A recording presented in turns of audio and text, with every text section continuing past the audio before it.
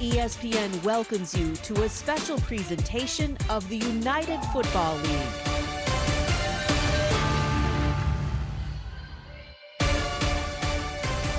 Here in San Antonio, Texas, the time is now for the debut at home of the San Antonio Brahmas, coming off their first win of this UFL season. The Roughnecks come to town for this Texas-sized showdown as we gallop in to the halfway point of the regular season in the United Football League. And the standings tell the complete and total story. The push for the playoffs begins now. Must-win territory for both San Antonio and Houston, both coming into today at 1-3. So glad you can join us with Roddy Jones. I'm Roy Philpott, Cole Kublik, Morgan Hoover. Join us on the sideline in just one moment. The Brahmas off their win against previously undefeated DC, playing some good football right now. Yeah, they are. The first win of the season, first win for their new interim head coach, Peyton Pardee, the young man that took over play calling duties a few weeks ago when A.J. Smith stepped away. Has done an excellent job, and they really found something last week, doing it in all three phases. Got a punt return for a touchdown that really helped boost this team. Kellen Mond offensively played some of his best ball of the season. Struggled to start the year, but I thought he was really good with his movement in the pocket and his delivery into tight windows. The defense came up with a big stop at the end. DC had the ball inside the 10-yard line with 4 chances, and San Antonio was able to get the job done. All smiles for Peyton Pardee, who's with Cole Kublik right now. Coach Pardee, you can look at me, it's fine. Either way, we're giving lessons here on how to do television live. It doesn't matter. A little bit of a family affair here today. You got your sister here, your brother here, your parents are here. Lizzie McCrane, your fiance, is here also. More difficult prep, this game or your wedding coming up soon? I knew you'd ask me that question. I'll be honest with you. You know, I think if I didn't say the wedding, my fiance might not be happy with that. But they're both challenging in their own regards. And you might be unemployed if you don't say the game, though. That's what I'm saying. I'm looking forward to both of those challenges, and I think we're well prepared for both. So thanks, Coach. Have a good one today. Absolutely. Thank you, guys. I mean, the challenging questions posed by our Cole Kublik. Outstanding job there. Also an outstanding job for the Roughnecks' new starting quarterback, Jalen McClendon. He kind of came into the second quarter last week, put up some solid numbers. Yeah, going to be the third starting quarterback for Houston this season after starting with Anthony Brown. Nolan Henderson got the start a week ago. He got banged up. Jalen McClendon came in and really showed the talent that has gotten him looks at multiple places. He is a journeyman. He is well-traveled, and he's going to get the start here today. Throws an excellent deep ball down the field. I expect Houston to push it down the field more this week, but the question is, are they going to be able to protect him, and how does he respond if things don't go his way early in this game? Yeah, he's played for 8 different teams going back to 2015. Morgan Hoover with Jalen McClendon right now. Jalen, the message inside of your locker room was all about opportunity. You get your first start in 2 years. How do you make the most of your opportunity? Just prepare. I've been preparing. Just take that same approach. Keep the same chip on my shoulder. And one message we've been preaching since the beginning of the week is just do your job. So just going out, doing all those things, and I think we'll come out with the win and come out with the opportunity we were looking for. How do you personally get off to a fast start and get in a rhythm? I think just first, just moving the chains, moving the sticks. I think once we get in the rhythm, then it's hard to stop us. So once we get in the rhythm, once we start moving the chains and, you know what I'm saying, get past third downs and get to the red zone, I think that's when we're our best. All right, Jalen, thanks so much. Yep. 6'4", 222-pounder. He can throw it through a brick wall, and Jalen McClendon, it is the UFL. That means we're talking about betting trends and some of the different point spreads that are out there. And right now, America is on the Brahmas off their first win, -2.5, Roddy. They're not the only one on the Brahmas, as we'll see in a little bit. The other interesting one, 91% of the money on the over, 38.5. We saw an over hit. We've seen multiple overs hit this weekend, so hopefully we'll get a lot of points here today. Everybody loves points. Everybody loves scoring. They certainly do. We'll take a look at our picks for the entire crew. I'm on San Antonio, -2.5. Roddy, from your perspective, what are we thinking? Yeah, I like Anthony McFarland over an 11.5 rushing attempts. Cole is on Anthony McFarland over 45.5 rushing yards. Interestingly enough, our rookie, Morgan Hoover, she's the only one with the bet on a Houston player. Jalen McClendon over 191.5 pass yards. That'd be a good day for Houston if they get that done. Look at our best bets of the day. We are set, ready to go inside the Alamo Dome. And the Brahmas making their home debut. Remember, this was the same facility that hosted the Final Four, the national championship in men's basketball earlier this month. And a good, energetic crowd on hand for Week 5 in the UFL. Darius Phillips, Sean Corbin back deep to receive. As Chris Blewett kicks it off into the landing zone. Week 5, final game. The halfway point of the UFL season underway. Phillips going to be upended short of the 25. And the Brahmas will take over there after a 15-yard return. And here is the return of Kellen Mond, who tweeted this week, it's the return to San Antonio. It's his hometown. And you go back, we talked to him pregame, Roddy. He last appeared in this facility 2014, starting quarterback for Reagan High School in the playoffs. And a touchdown victory. Second round over Stevens. He's excited, we're excited. And away go the Brahmas in search of their second win. Ready, go. Brand new head coach, Peyton Pardee, offensive play caller. Pressure on Mond, he's going to be dropped all the way back at the 16-yard line. And Bauer greeted him rudely in a loss of 9. It's really caused by the coverage. Here on the left side, you can see Deshaun Bauer just keeps working and working. But the coverage down the field is what forces Kellen Mond to hold on to the football and gets the sack. Celtics on one, ready? I'm under. Roughnecks also at 1-3, their victory at Memphis 2 weeks ago. I'm here. Come on. Ready, go. A little bit of motion, and McFarland a deep give. Nothing doing, the Roughnecks ready and waiting, and it was Bauer again. So a couple of strong plays. Former LSU standout. We go right here. We go, hey, trips right up, rolls, double seam, on one, ready? Inside fade.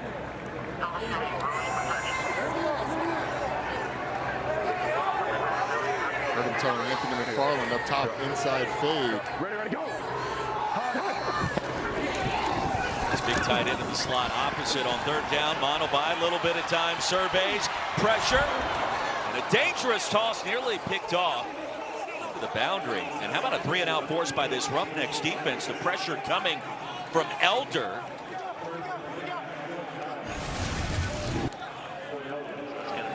It's just, again, a nice job in coverage. The late rush forces Kellen Mond out of the pocket, but down the field, there's nowhere to go with the football. Cam Elder does a nice job of breaking on the ball, trying to get into Alize Mack's tight end on the sideline. Roughnecks with a statement on this opening possession. Head coach C.J. Johnson, defensive coordinator Chris Wilson. Wing gets it away. Justin Hall watches it bounce. Outstanding starting field position for the Roughnecks. Punt of 42, nothing on the return.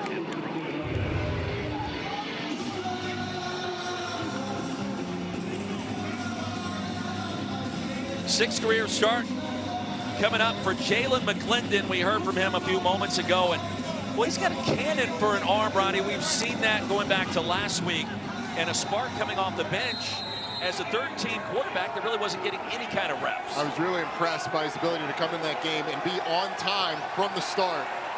First snap he took. McClendon on the swing into the flats, and a nice gain on first down. It goes to Justin Hall. Into plus territory already. An 8-yard pickup. Just playing the numbers game early on. How many guys do you have lined up over the 3 receivers that we have out wide? And 2 defenders close to the line of scrimmage, 1 back deep. You just toss it out to Justin Hall, guy who they love to get the ball in his hands early and often. London and stops Baylor, NC State, various spring leagues over the years. And the handoff to White. He'll spring it loose to the 35. Quandre White picks up 13. Watch this block by the left guard, Avery Ginnessy. Does a really nice job of washing the defensive tackle down and giving Quandre White someplace to cut back on. Really nice job by the offensive lineman to make it a big hole. McClendon, he was stripped of the football. He picks it up. A heads-up play for the Roughnecks quarterback in his first start. The fumble was forced by Kobe Jones. That's going to be a loss of 5. Kobe Jones is coming off the right side. He can't quite get to the quarterback, but as he's going by, he swipes at the football. And that's something that Jalen McClendon, you don't deal with that a lot in practice. Guys aren't swiping at the hands of the quarterback, so that ball security in the pocket, something he's going to have to pay special attention to now that we're getting live reps. Wasn't an issue for him a week ago when he came in. Loss of 4 on the play, 2nd down and 14. They'll test the middle of that line with a penalty marker down, and White's going to pick up a couple. Offside. 5-2. They line up in the neutral zone. Replay 2nd down.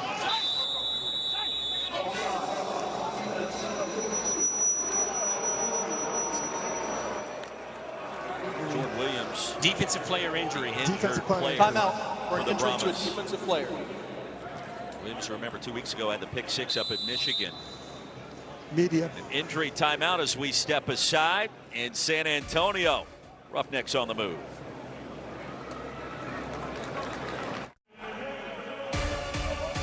Don't forget, Week 6 of the UFL starts Friday. Arlington and St. Louis from the Dome at 8 Eastern on Fox. Then Saturday on ABC, Memphis and Houston meet at noon. Sunday at noon, DC battles Michigan on ESPN2. And also on Sunday at 4 o'clock on Fox. San Antonio, the Brahmas, head to Birmingham to wrap up the weekend. Roddy Cole and Morgan, I am Roy Philpott, and the Roughnecks a 2nd down and long. First start of the season for Jalen McClendon. He's at Baylor and NC State. Shotgun look as he fires another strike.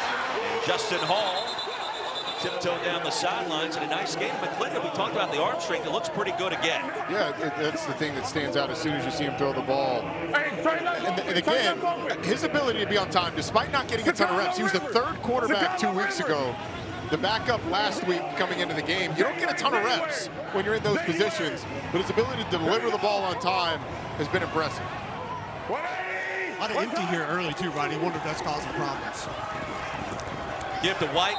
Short game back to the line, maybe a half yard. Devontae Beckett with a tackle.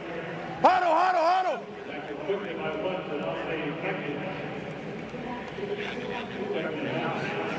All right, here you go, here you go, here you go. Hey, look, hey, wide the gun, double right, San Antonio late. All right, January, right. One to it. Offensive coordinator Eric Price told us this week he wants to push the ball down the field more in this game, and he blamed himself for not doing it in previous weeks. He's thinking about it here, and instead a off-platform delivery to the 20. It goes to Peterson, and Phillips shoves him down and out of bounds.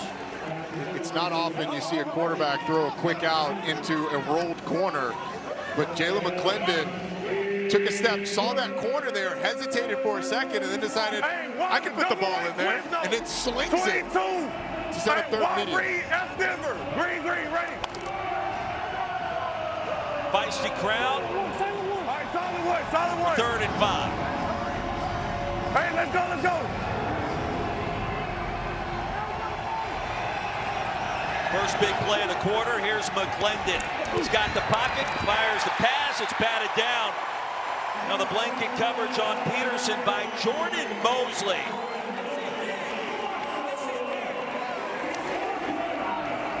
It's an excellent job in man coverage. Safety on the tight end. Jordan Mosley anticipates where Josh Peterson's going to go, breaks under the football, and ends up knocking it down to force a field goal attempt. Chris Blewett, the veteran place kicker, 29 years old, starred at Pittsburgh. For our good friend Pat Narduzzi. 12. Comes in. 12 players in formation. That's going to result in a 1st down. Gocho, we're going to need a game ball. Wow. 12 players on the field. Give me a game ball. 5-yard penalty. Results. Costly mistake by the Brahmas. I mean, costly is probably an understatement. Could be catastrophic. It ends up in a touchdown. You had a field goal attempt and a pure administration mistake, sending 12 guys on the field. It's on everybody. Peyton Pardee was the special teams coordinator. Still handles a lot of those duties. But obviously, as a head coach, you're not there counting helmets when guys run on the field. Yeah. We're good. They miscounted. A miscount on the extra man on the field. That's a first in UFL history. I'm just glad they came together. And please reset the play clock to 10 seconds. We got the socks off and could use our toes. We figured it out. Got those puppies organized, as they like to say, in a building like this a few weeks ago. Special teams coordinator Peyton Pardee doing a great job again. 38-yard attempt. Here's Blewett, and Blewett, plenty of leg strength, bangs it through the uprights. Right down the middle, 3-0. Roughnecks out in front. And McClendon, guys, I thought he looked pretty smooth on that first drive and his first time as a starter. Yeah, I thought he did too. We didn't see the shot down the field. We did see some pressure. He did have the ball security mistake, and that's what they're going to talk to him about going back to the sideline. If we got Ohio.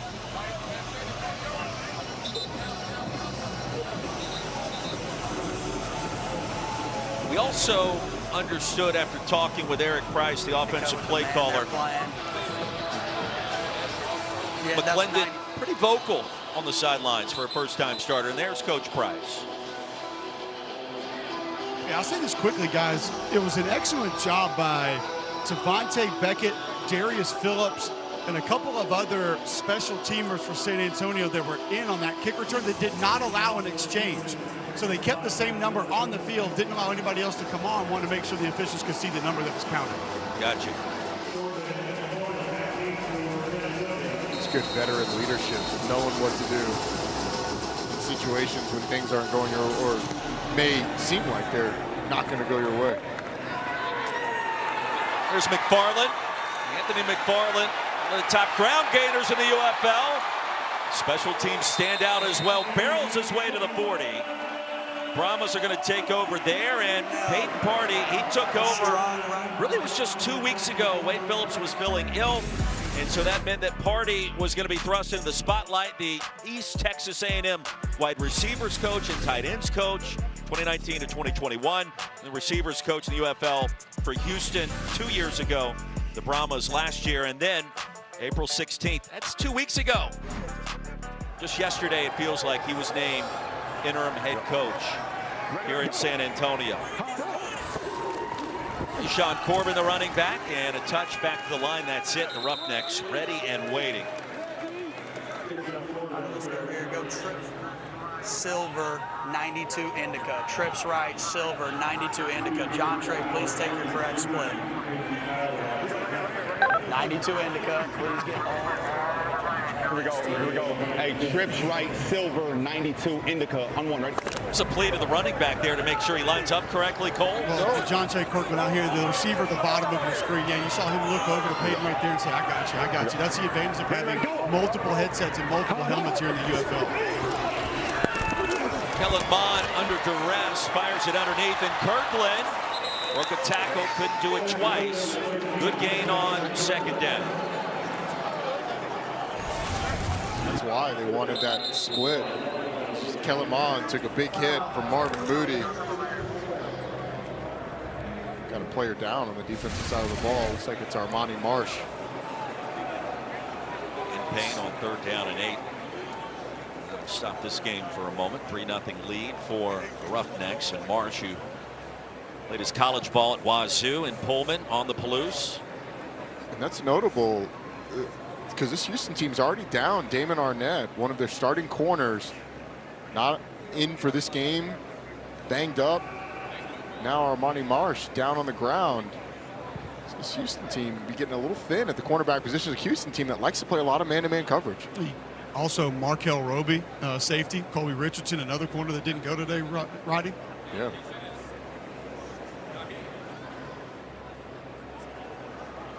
And we welcome those now tuning in on ESPN here in San Antonio, Texas. Inside the Alamo Dome, Armani Marsh being helped off the field. The Houston Roughnecks, who jumped out to an early 3-0 advantage. Third down coming up for Kellen Mond in his return to his hometown. here in San Antonio at Reagan High School. Roddy Jones, Roy Philpott, Cole Kublik, Morgan Uber. It'll be 3rd down and 8 for the Brahmas, coming off their first win of this season.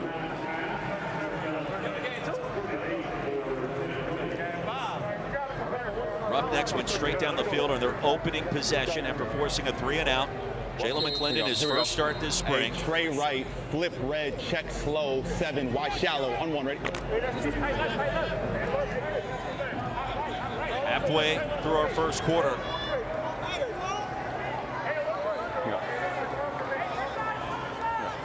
Ready, go! Here's Mon on 3rd down. Pressure, and he's dropped again. The 2nd sack for the Roughnecks defense. Christopher Allen, like a bolt of lightning in a loss of 7. That's our ball! Oh, come on! Come on! Can we sit down to 7?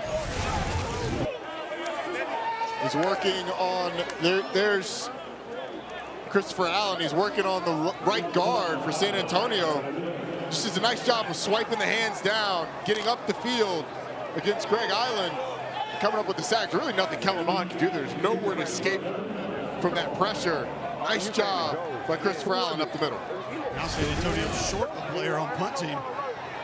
The 2nd straight 3-and-out that this Roughnecks defense has forced for the Brahmas. That was Alabama and Texas A&M crime there. Allen, the former Crimson Tide standout in Baton Rouge, Louisiana native. This is a little thing, but as Cole said, San Antonio didn't have enough players on the field. They run a player on. So many coaches, especially young coaches, will take a timeout in that situation. It's better just to take the delay of game. The timeout is so much more valuable than those 5 yards. So it's a little thing, not going to show up in the box score, but good maturity by Peyton Pardee. You're going to get a false start on the long snapper here. False start. Offense, number 46. 5-yard penalty. 4th down. Cameron Lyons, long snapper. And Roy, it's one that I never long snap, but long snapper center, the play starts with you. I've never understood how you can have a hit, unless you're trying to draw somebody, there really should be no hesitation, no jerk. Be careful trying to draw somebody too. They're looking for that, and the wobbly punt spirals out of bounds from wing. Great starting field position again for the Roughnecks. Take over after punt just 37 yards here in San Antonio.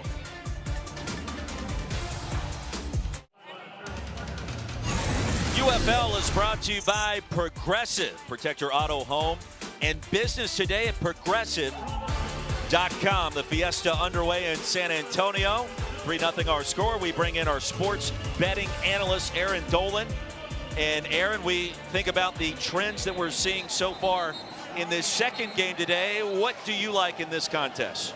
Well, the public really likes the Brahmas, as well as Kellen Mond to go over his passing yards prop of 161.5, despite him not doing that so far this season. But the real trend to follow is going to be that total. It's sitting at 39.5 when it closed, and 8 of the last 10 UFL games have seen the over cash, and 91% of the money is on the over for today. But guys, I'm going against the trend in this one. I think we might see an under. As unfun of me that is, I will say, I do think that we'll see an under in this one today.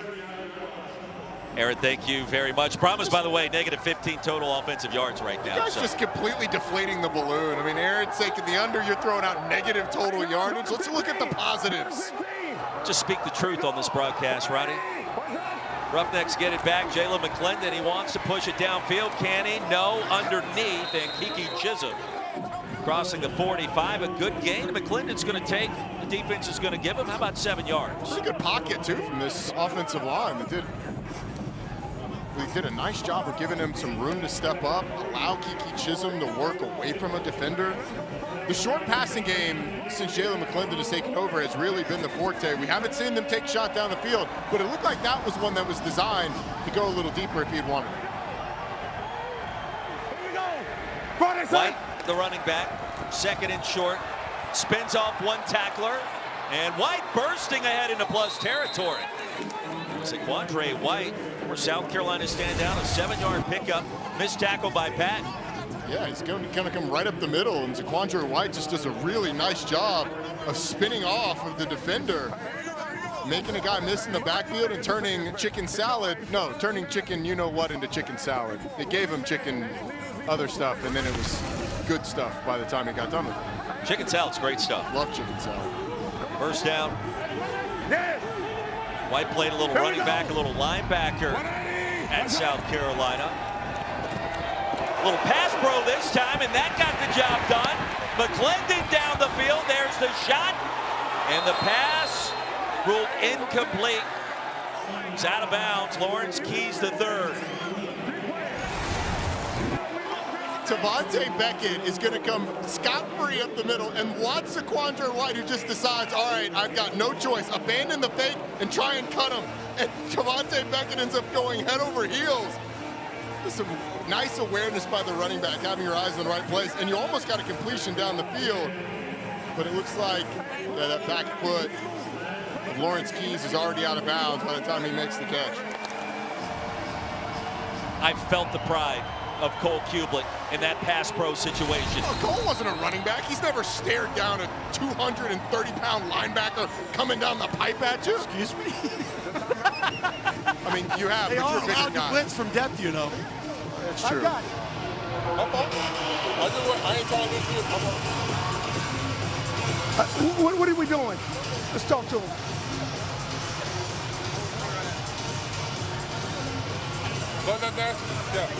You staying with it? Yeah, it's the naked left still. Walk corner, naked left, walk corner. Yep, we're staying with it. Go. That was an interesting conversation because the head coach of the Roughnecks, C.J. Johnson, wanted to confirm he's going to stay with the play, and he almost asked McClendon if that's what he wanted to do.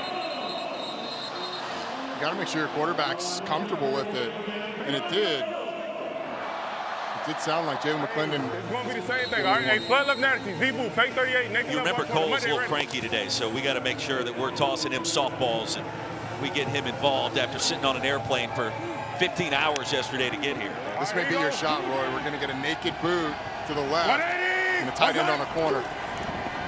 Keys went in motion. There it is. The dump off, beautifully executed with a jump pass. Peterson rumbling inside the 30. And a big pass play, give him 19. So you're going to get a corner from the tight end, Jacorius Spivey, and then a little, after blocking down, Josh Peterson's going to leak out, but watch that corner route. He's got Spivey on it right now. Just throw it up to him, out there wide. I mean, all this room down there near the numbers. It ends up being a nice chunk game, but Spivey was open if Jalen McClendon had cut it loose down the field. Fake it to White, quick strike, the delivery, and the pass is caught. Tumbling out is Peterson again. Gain of 4. And McClendon looking crispy right out of the gate in his first start. You're buying Jalen McClendon. I asked you that question during the break, and you said you're kind of waiting and seeing on this thing. I think it's fair to early in a game, but he is really coming into his own. Hey guys, I bought him from the beginning. Just remember that with my bet. I took him over on his passing yards. Morgan Uber from the Raptors for 3. Dunked all over you in the home of the Final Four. That was an all-net delivery, and the pass incomplete. It'll be 3rd down, looking for Kiki Chisholm. No, we can lock it. Yeah. Hey, Rover.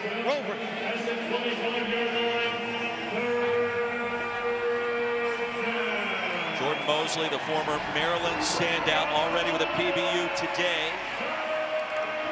Just keep in mind, guys, you got Zach Banner going from right tackle to left tackle, and Samuel Jackson bumping out from guard to the right tackle spot here.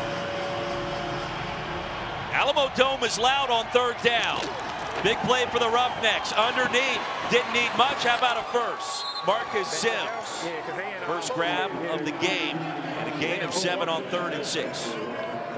Just a really nice route against inside leverage. Sims up the field, pushes in, returns back to the outside. Here you go. Hey, nice route, good delivery. Tuesday, trade left open, Chicago River. All right, Tuesday. Ready? Morgan, is it loud down there? That 3rd down sounded loud from up here. Absolutely. A lot of noise down here. Communication feels like it could be a little bit of an issue. Or Cole. Yeah, guys, I totally agree. It is pretty loud. Swing past Justin Hall. And And the horizontal passing game on full display. Jordan Mosley a tackle. Hall's going to be close to another first down for the Roughnecks. Houston got away with one there. They missed a false start against Justin Hall. His both legs, front leg and back leg, buckled before that snap. Officials didn't call it, and they end up getting a nice gain. This Houston offense has really felt in rhythm. San Antonio has not been able to get them out of it. 15 bucks. Hey, I'm unlocking. Here you go. Clinton seeing the bulk of the action last week in the loss against Birmingham, but played well in the process. White a jump cut, stutter step, and a first down. It'll be first and goal.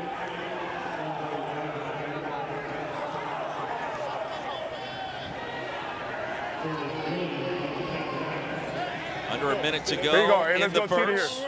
Teeter. Brahmas were a 2.5-point favorite coming into this game. The Roughnecks with a chance to go up 2 scores. Here we go. So Quandre White, linebacker, running back, pass pro specialist. The snap came in low. Clinton just falls on top of it. Lonnie Phelps is right there in the backfield at the same time. You can hear Jalen McClendon in the huddle say, let's go cheetah here. That's a quick snap. It's either on first sound. Hey, Zeta gun, Trey Wright. Doesn't go through the whole cadence, money, but ready. McClendon looked like he got out of the center, out from behind the center a little early, causing that fumbled snap. First quarter in the books, and a surprise in San Antonio. The Roughnecks coming in and on the move again already with a 3-point lead. It'll be second and goal to begin our second quarter after this. We love the moments, the memories, the magic, the game. So let's get more. More action. More celebration. More unforgettable. More football. Don't miss the action every weekend this spring. Visit the UFL.com for tickets. Hey, don't forget, coming up as soon as we are done in San Antonio, the friendly confines, Wrigley Field, Bryce Harper and the Phillies take on the Cubs. Baseball tonight gets you ready right after our game here on ESPN. Inside the Alamo Dome, the start of our second quarter, and a game that has been dominated by the underdog Roughnecks and head coach C.J. Johnson up to this point, Roddy. Dominated. The San Antonio Brahmas haven't really had the ball all that much, and negative 15 yards, you see, but when Houston's been on offense, San Antonio's had a really tough job, had a really tough time keeping them off schedule, forcing them into third and longs, and when they have gotten a third down, Jalen McClendon, for the most part, has had the answer. Second and goal to start our second quarter. Ronnie and Roy, Cole and Morgan. And it's going to be White with a nifty cut and a pass to the end zone.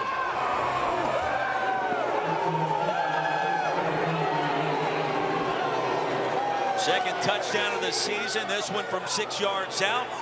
C.J. Johnson wants to go for one, and it's 9-0 Roughnecks. I mean, Kobe Jones comes off the edge, and Zaquandre Wright just puts him in the matrix. Lets him know that he's the one. And then how about the block by Jalen McClendon? Yes, sir. Getting his body in the way, getting low, absorb the hit. Love it when a quarterback goes to block, Cole.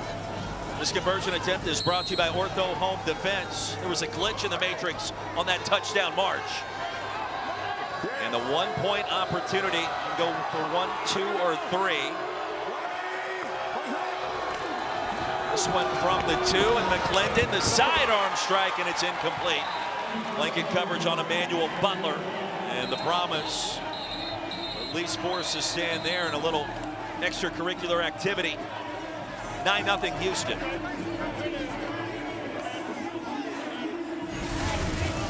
Let's another look at the touchdown. This is why coaches say players, not plays, because Kobe Jones has a chance to stop Zaquandre White behind the line of scrimmage. And the running back just makes a guy miss, makes the play right. Then the quarterback gets involved. Throws a little screen. Zaquandre White ends up in the end zone. This team's been pretty impressive. Let's go down to Morgan Hoover as the touchdown score, Mr. White. Zaquandre, how about that last touchdown? Your quarterback, Jalen Dylan McClendon out there blocking for you. What'd you see? I just seen the hole. I'm just doing my job. Feel me? Just doing my job. I know you have some great touchdown celebrations. Oh, sorry, I gotta go. I'm gonna kick off. Oh, it's gotta go, guys. Get out there on the special teams. He's coming back. Oh, some confusion here. They don't want to have too many men on the field. Okay, we've got him back. Well, Zaquandre, that you put your hands over your ears for that touchdown celebration. What's the noise in here doing for you guys? Nah, the celebration like I just threw a grenade, and we covered our ear. Silence the crowd a little bit. Get them quiet a little bit. Hush their mouth a little bit. You feel me? I feel you. Zaquandre, thanks so much. You already know it. Morgan, thank you. Straight from the bench, Jontre Kirkland brings it back, and we check in again with Aaron Dolan, our sports betting analyst. Aaron, what do we like now? Well, White to score a touchdown at any point was plus 250, but for him to score the first touchdown, that was at 10-1. So if you bet $10 on him at that price of 10-1, you would have won $100. He's been great so far and already hit over his rushing yards prop as well. Indeed, he has. Was great in that interview, and he thought he was on the kickoff team. Then he wasn't. Then he came back, and then we've got a unique celebration after the touchdown, Rodney. I just love all of the behind the scenes of the celebration, behind the scenes of the chaos on a sideline when you're on kickoff team, but after you score a touchdown, they get somebody for you. Am I on? Am I off? You just got to see what it's like being a football player, tired, coming off from scoring a touchdown, trying to figure out everything that's going on. Meanwhile, a personal foul penalty called on the Brahmas during that exchange. And a bad start was just made a little bit worse without a first down and negative 15 total offensive yards. Kirkland picks up the infraction, and Peyton Pardee didn't like any of that. Can I speak to him?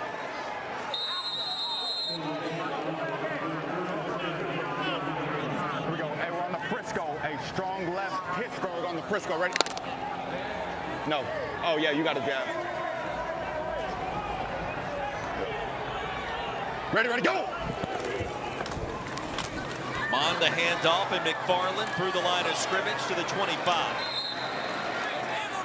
And the tackle by Marvin Moody Jr. after a gain of 6. Red F, shoot, Y stick. Trips right, firm. Red F, shoot, Y stick. And then we're going right back to counter next play. Here we go. A trips right, firm. Red F, shoot, Y stick. On one, ready?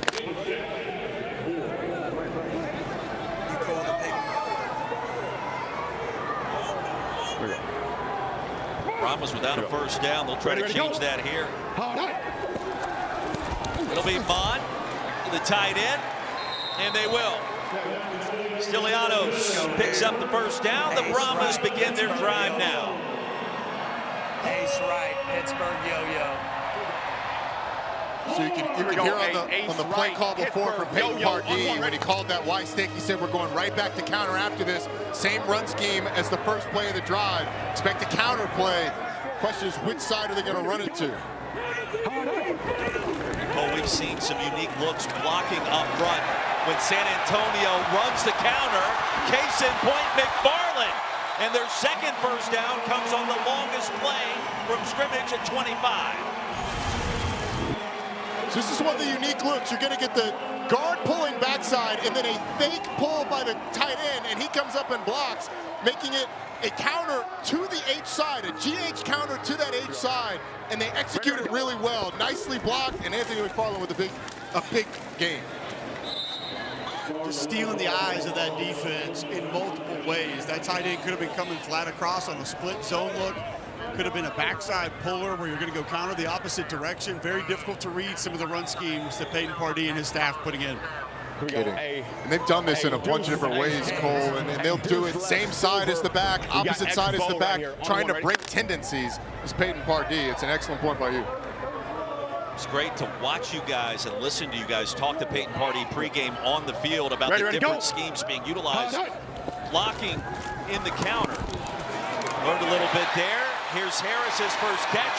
The massive target shoved out of bounds near the red zone with a penalty marker down to the 43.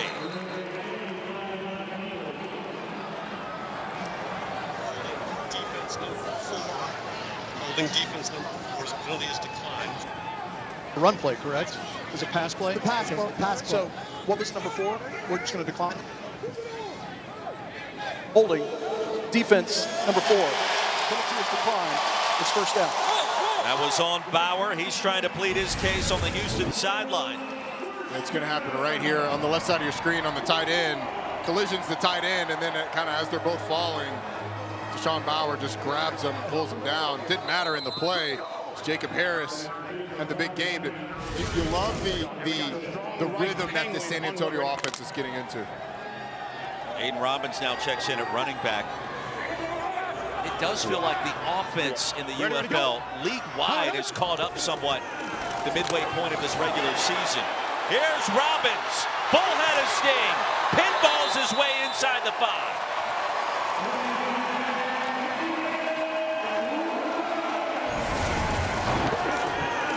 This is traditional counter. Get the running back in the H on the same side, guard pulling, H back pulling.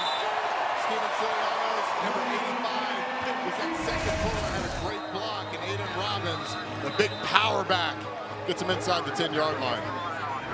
Here we go. Roughnecks showing a super challenge in the works. Why'd you tell me nothing? Nothing.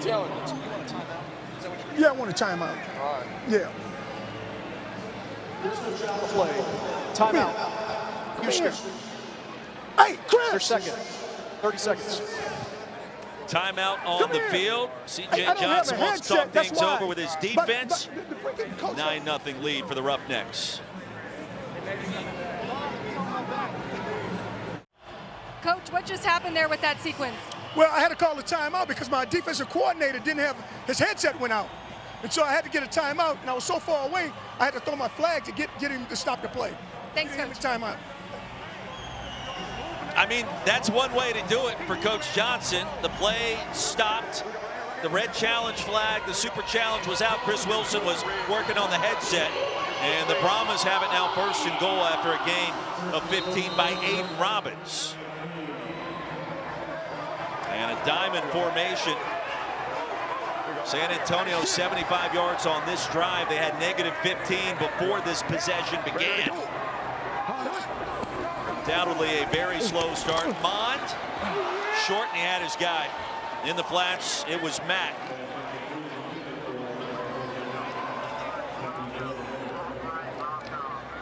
Kellen Mond just didn't have enough time. The left tackle was deposited right in his lap. He's trying to throw over Willie Tyler, but he had Alize Mack on that drag route.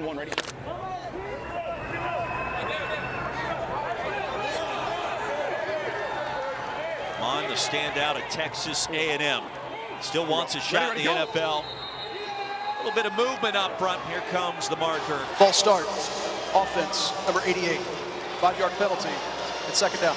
And that was on Max, so he's open for a touchdown a moment ago and then jumped the gun that time, the ensuing play.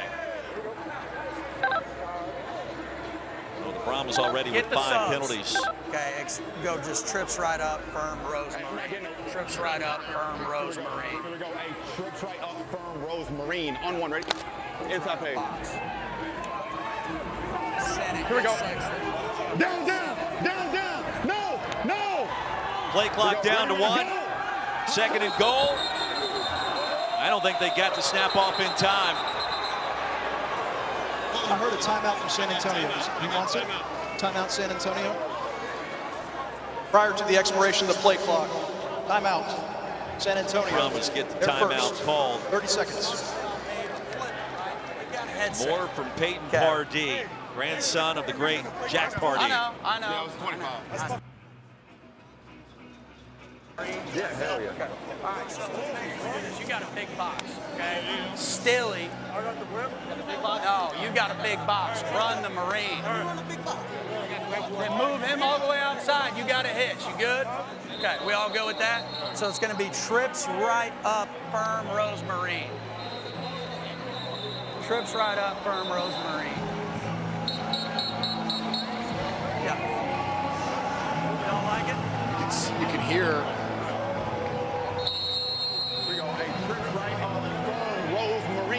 hear all the conversation. It looks like they're trying to design something up for Matthew Sexton.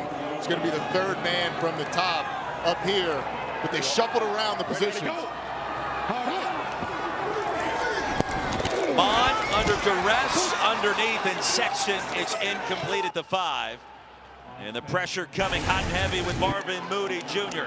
Well, it's an empty formation, which means there's no running back to pick up the linebacker blitzing. And it ends up right on the side of Kellen Mond. It's a good design blitz. Blitzing from the second level, Marvin Moody gets in the face, and there's no time to get that route to Matthew Sexton, or get to the Matthew Sexton route, who was running a little whip route in and then out. That sets up a 3rd and long. Yeah, 5 down on that one too. Dropped one and then pressured one, so a tough pickup there for that San Antonio offensive line. It was 1st and goal from the 5, now 3rd and goal from the 12. More laundry. Offense. Let's go. We got to get in and out of this faster. Okay, we got to get in and out of this faster. I know.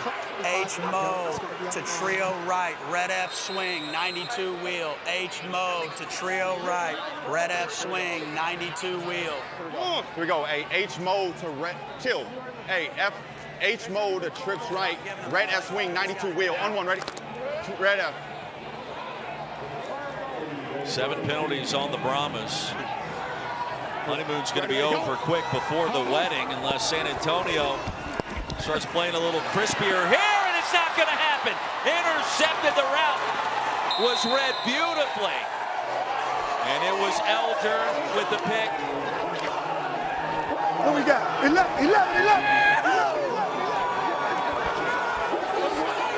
20-yard return. Former Miami standout, the 30-year-old Nashville, Tennessee native. He just reads the eyes of Kellen Mond, who takes him right to that bang 8 route, that skinny post.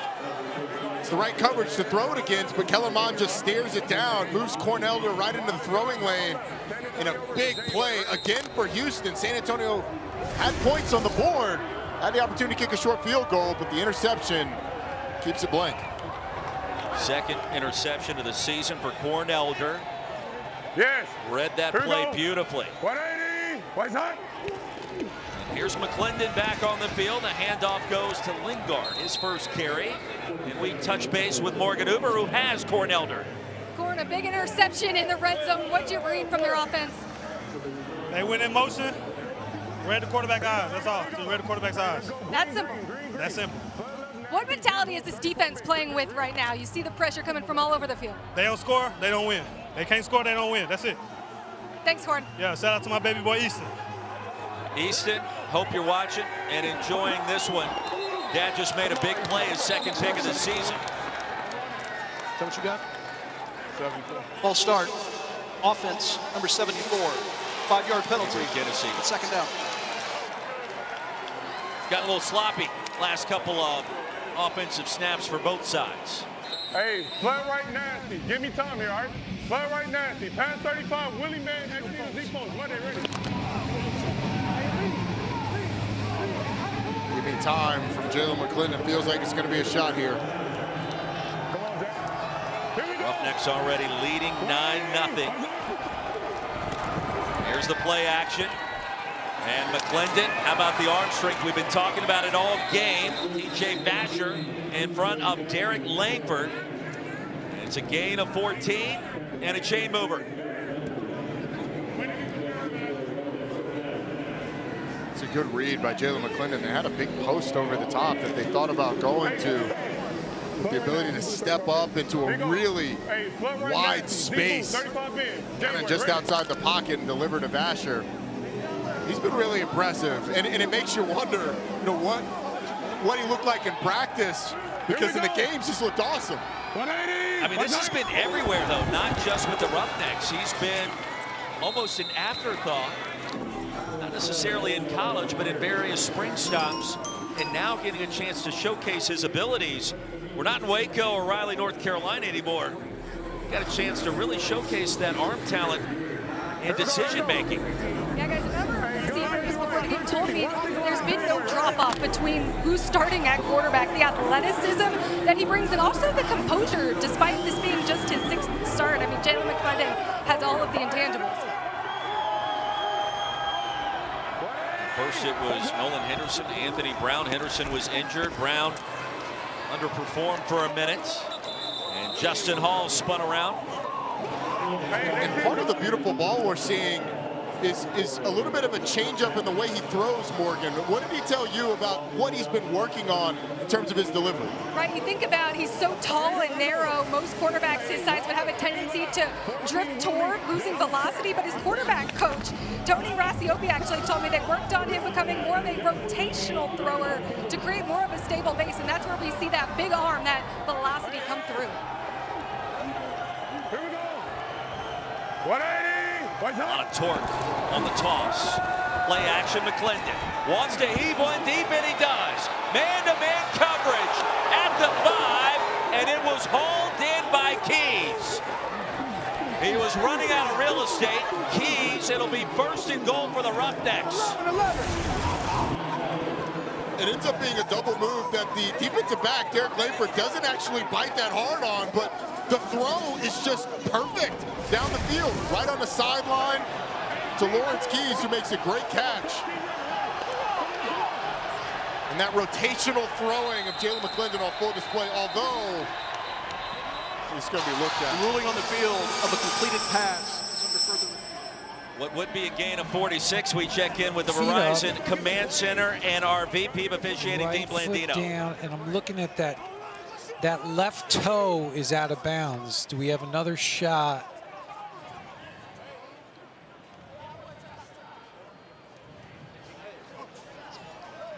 Correct. We're looking at it. I'm going to go to Skycam here.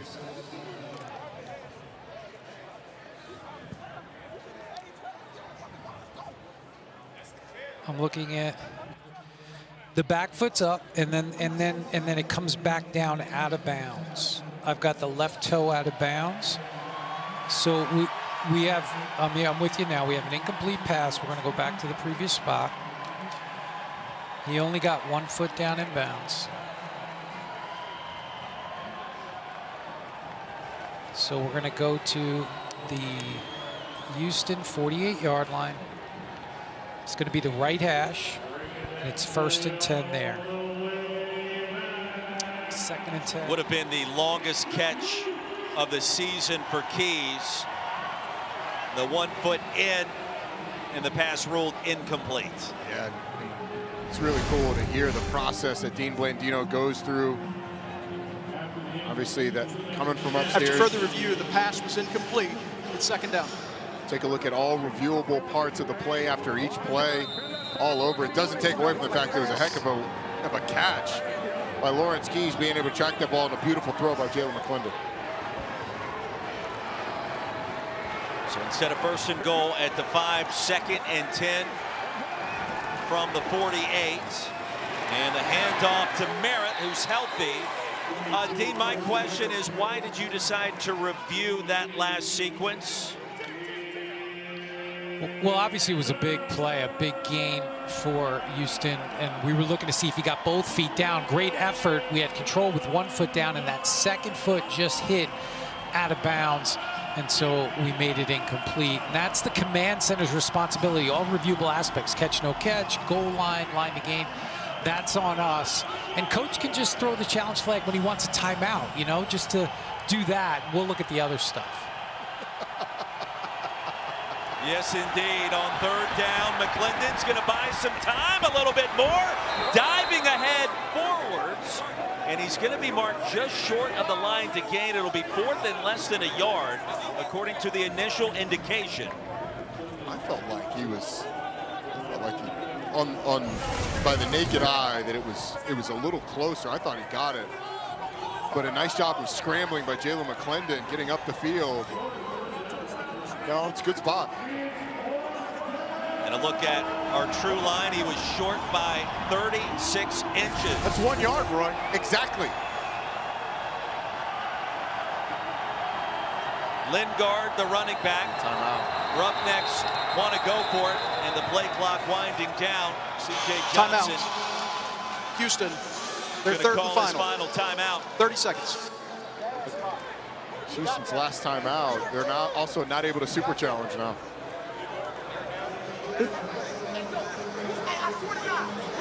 Hey. Don't do it. You do it. Yeah, I know. Man, they ain't checking that spot.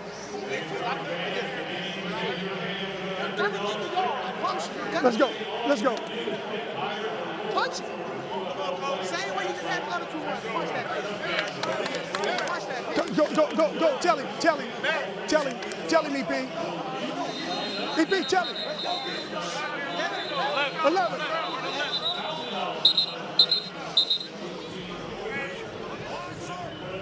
Play call coming in from Eric Price. Johnson back to the sidelines. 4th and 1. After the timeout, the Roughnecks out of timeouts the rest of this half. From the Brahmas 43.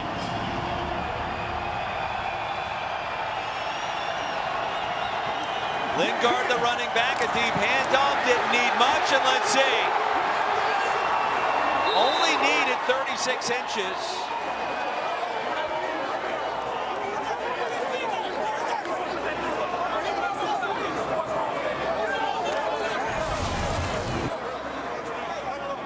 I'll tell you what, from the secondary, Henry Black came down like an absolute man on a mission. So it looked like Lorenzo Lingard was going to get there pretty easily. But the velocity that Henry Black hit him with was enough to basically halt any forward momentum and force this measurement. 4:35 to go in our first half. And a big moment for both sides in a game that has been dominated by Houston. First down. Let's go. Hey, look at true line. By the nose of the ball, it is a first down. Wow. The literal nose. And to think, in some places, we still bring out the chains and use an index card to see if we've passed the last link of the chain. That was a link of the chain. That was less than a link of the chain. I would agree. First down, Roughnecks. But the technology, the access on display in this first half has been sensational. UFL is living in 2050. Here we go. 180. What's up? And beyond. Barrett, the running back. Lawrence Keys gets it. On the quick toss backwards. Keys is going to race for a first down. And a 12-yard gain ahead to the 30. Watch the puller coming around. You got Josh Peterson, the tight end, getting out in front. Throwing blocks, looking for a block to throw. Nicely designed play. Good time on the call, too. The play call, the pitch could have gone to one of 2 players, both moving in different directions. And confusion results in a gain of 12. Jordan Williams back on the field. He brings down McClendon after a 2-yard gain. Williams required a little help earlier in the first quarter. Good to see him back out there. He's a big part of that defense in the middle. All right, 14 buckle up. January, ready? Houston doing a nice job of holding on to the football. They've dominated time of possession, and they may keep the ball. They can run out the majority of the rest of the half. 11th play of the drive here with a play clock under 5. Here's Lingard. 25, and that's it. It'll be 3rd down from there after a 3-yard gain.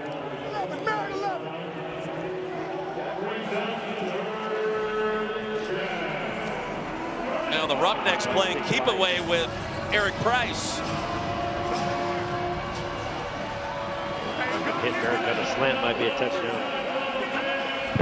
If we don't get nothing, we kicking this. Where's Gary? Yeah. Yes. Where's Gary?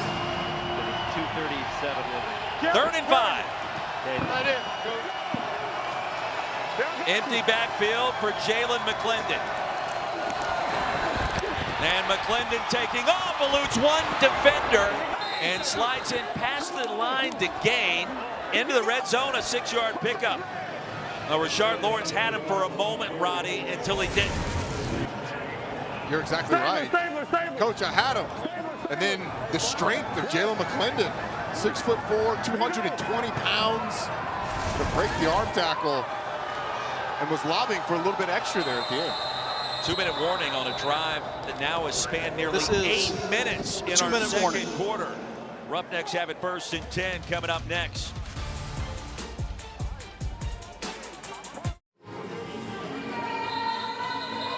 got a Stanley Cup playoffs doubleheader tomorrow night on ESPN as the first round continues. Game 4, Lightning and Panthers at 7 Eastern, followed by Game 5, the Avalanche and the Stars at 9:30. Both games on ESPN. Also on the app back in San Antonio, Roddy Jones, Roy Philpott, Cole Kublik, Morgan Uber. Morgan, Harry had some great hockey picks for us last week. Who do you like? You know, guys, to be honest, I don't know. I'll let Harry take that one, but I will say I think between the bets, I've got the better. I'm trying to help him out here and increase his numbers on the football side of things, so I'll let him be the hockey expert. How about that? Morgan on the spot. Well played as Lingard goes straight ahead. He'll pick up 2. I stay in my lane. Yeah, well handled. Safety Jalen Elliott has been very animated down here. Jalen, what are you seeing out there? What do we need to get to stop here? We just got to play together, man. Listen to the call, play together, wrap up, and get off the field on 3rd down. Give me an idea what you're seeing when this huddle breaks from the offense, if you don't mind. Right now, let's see, hey, we got 11 pers, a little bit condensed, bro. And 11 right there at 3, we thinking he hot right now. Some type of RPO.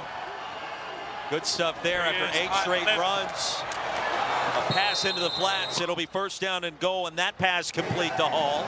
Both feet were inbounds in a gain of 12. Jalen Elliott identified the right man. It ended up being a little wheel route to Justin Hall. He was all over it, though, on the formation, and they made it look like it was going to be some sort of RPO towards the sideline that just turns up a really nice back shoulder throw. And a really nice job of Cole getting a little insight before the play.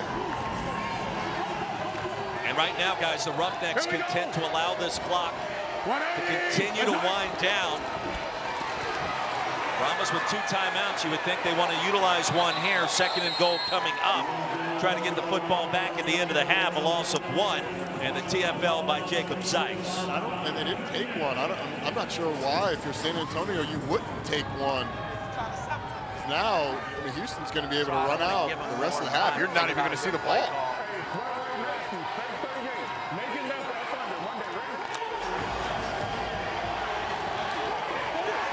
Game clock under 20 seconds. Play clock down to 5. Lingard, the running back. Play action, a one-man route to that side, and incomplete. It was nearly intercepted and then almost caught by Basher. Langford had a chance at it, and he came up empty. It'll be 3rd and goal. And it was a massive gamble by Derek Langford, who it looked like he had a chance at it, but I don't think he had any shot. It just gets over the hands, and that's a helpless feeling as a DB. I think Basher may have expected Langford to get something on there. Ends up falling incomplete. And if San Antonio had taken a timeout before that last play call, you could have 40-something seconds, 30 seconds still left on the clock for this play. 17th play of this drive. There's a penalty marker and a touchdown to Kirk Merritt. What you got, John? Formation, number 86 was covered up by a receiver. All right, so you had number 86 covered up by a receiver, 5-yard penalty, 3rd down. Okay, so 5-yard penalty, 3rd down. Yes. Legal formation. Offense. Number 86 was covered by another eligible player. 5-yard penalty. It's 3rd down. These all the plays of touchdowns now. They explained it well. There's number 86, Josh Peterson, and he's covered up by number 18, Emmanuel Butler. That's one of those that's not a violation. It's not a flag in college. Once you get to the professional level, if you are an eligible receiver, you have to be uncovered and in a receiving position. And now, Houston's going to have to be forced to kick the field goal on 3rd down. Only 5 seconds left. That play chews up 4 precious seconds off the clock. He said 86. Touchdown is negated. And now a 29-yard field goal attempt from Chris Blewett. He's going to call a timeout here.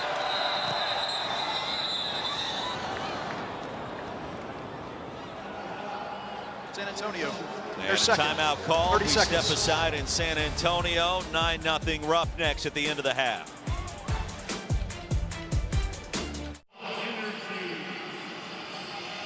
Roughnecks head coach C.J. Johnson moments ago after the costly penalty.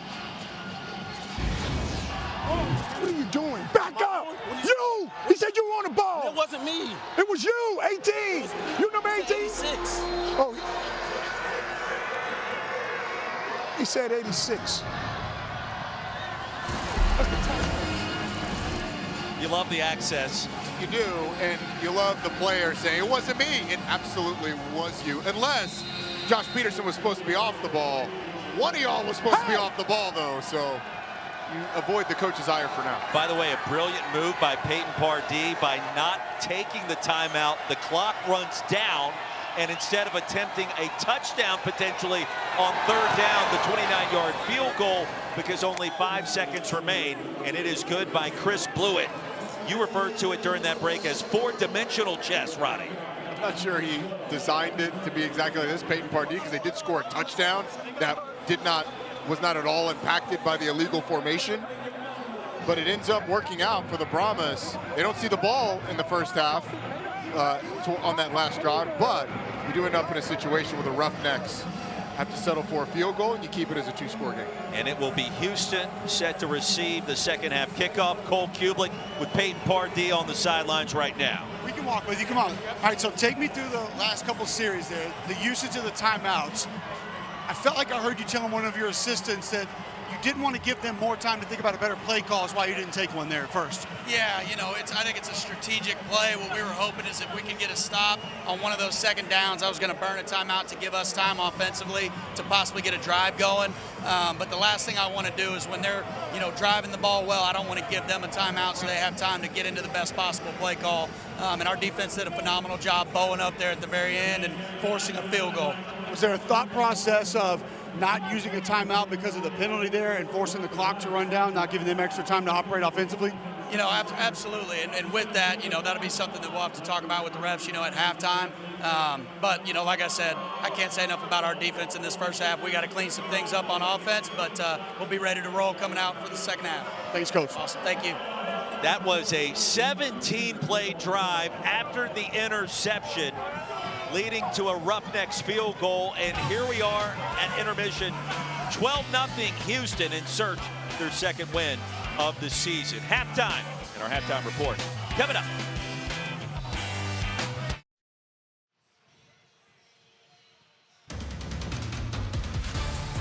Welcome back to the Alamo City, the Riverwalk. What a great afternoon in San Antonio. Halftime continues. The Roughnecks and the Brahmas in their first home game. Roddy Jones, Roy Philpott. We love the access of the UFL. It is unprecedented, and it's always a great time. It is, and you never know what you're going to hear in the heat of the battle with these guys going back and forth. We stick microphones in their faces, and it makes for some great moments. And also, the behind the scenes that we get to always provides some really interesting stuff. Let's take a look back and listen to the best sights and sounds of Week 4.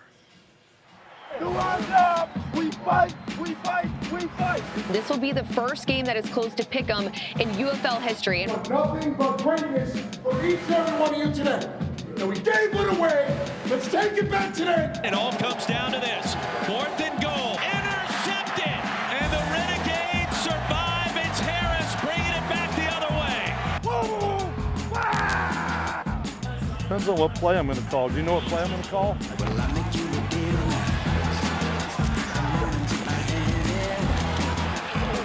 Hey, God dang it, you guys are so undisciplined. Making pay for begging for flags? Hey, no comment on that, no comment on that. Go, Sexton, go, Sexton, go, go, go, go. Get your on the field. If I say go does not mean look at me and then like be confused. It means run on the field, like go on the field.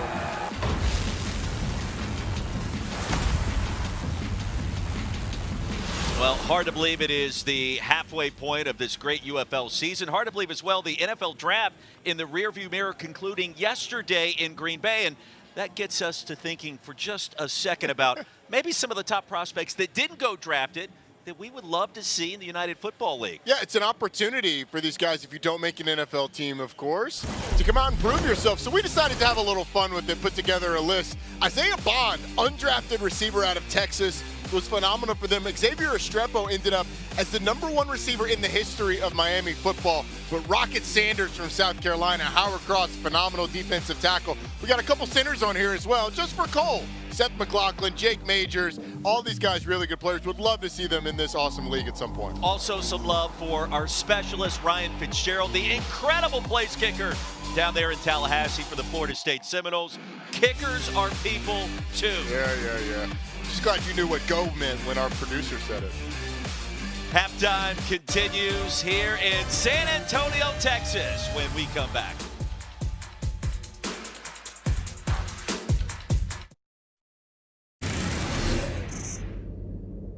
Go in and up. Go in, up, and then around. In. Look, listen. Just shut up. He's thinking about throwing you the screen, and you just running in. Just screen to you. Go to it and catch it. Go back. When the ball's in the air, go to it and catch it. Get up the field. I'm calling it again. I promise. I'm calling it again. It was you, 18. You number 18? 86. Oh. He said 86. Oh, the very best of C.J. Johnson, start of our second half back in San Antonio. Roddy Jones, Roy Philpott, Cole Kublik, Morgan Uber on the sidelines. Hey, Roughnecks playing some really good football. C.J. Johnson, big reason why. Yeah, they are. You can hear C.J. Johnson coaching those receivers up as he is by trade a receivers coach, coaches these receivers. But Jalen McClendon's been awesome in this game. His delivery and his accuracy in the short to intermediate passing game and their consistency offensively, being able to run the ball, getting the ball to third and manageable. And then when he hasn't had to throw the ball, Jalen McClendon's been great with his legs as well. San Antonio on the other side only ran 15 plays in the first half. They've got to get something going. And they have to get something going offensively. Check in with our sports betting analyst, Aaron Dolan. What are the trends coming up in this second half, Aaron, that you're looking at? Well, the line has swung 14 points in favor of the Houston Roughnecks after they were the dogs entering this matchup. And as for this total, it closed to 39.5 and has dropped to now the current line of 31.5. Now, I told you guys that I liked the under on this one, despite the overs going 8 out of 10 cashing in the last 10 games. But keep in mind, just because it's coming down doesn't necessarily mean that an under is still going to cash. You could potentially get an over. We know in the second half of games, typically we see the scoring pick up. So for right now, I don't have any bets that I will be placing personally, but we'll definitely be keeping an eye on the total. Well, if you like the under, you certainly love that 17-play drive to end the first half, and it chewed almost 8 minutes off the clock. Yeah, it did, and it never gave San Antonio an opportunity to respond. This is a San Antonio offense that's had 2 3-and-outs and then 1 9-play drive. So when they get back on offense, a lot of it's going to be finding the rhythm. What has worked? What hasn't? They don't have a lot of sample size to go back and decide. But if you're Houston, this defense has been all over it. The interception towards the end of the first half that started that 17-play drive ended up being huge as it took points off the board for San Antonio. They had an easy field goal had they been stopped. Let's look at our game flow presented by Progressive. And it's going to be all about this Houston defense, whether it was Christopher Allen, Marvin Mooney Jr. on the blitz, and a handful of others, the sacks, the turnovers. They got the job done. Penetration, disruption, and disturbance has really been what's been going on. This is the interception by Cornell. They're just reading the eyes of the quarterback, jumping into the passing lane. Started that final drive. This defense has been all over it. Only 15 yards passing for the Brahmas. Now sack yardage obviously in the pros taken out of that passing yardage, but they haven't had a lot going on the ground either. That is a look at our Progressive first half stats, and the Roughnecks and that defense have been on point up to this juncture.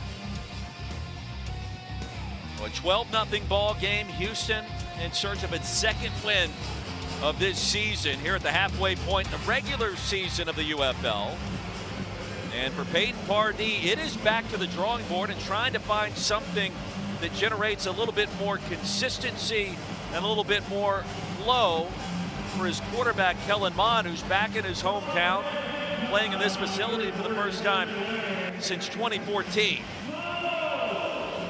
First things first, though, Peyton Pardee's defense is going to have to make sure that by the time Kellen Mond sees the ball again, it's not a 3-score game. Keep it at this 2-score deficit that you have right now. Mond on the sidelines. It'll be Keys and Sims getting set to receive the second half kickoff from Tristan Vizcaino.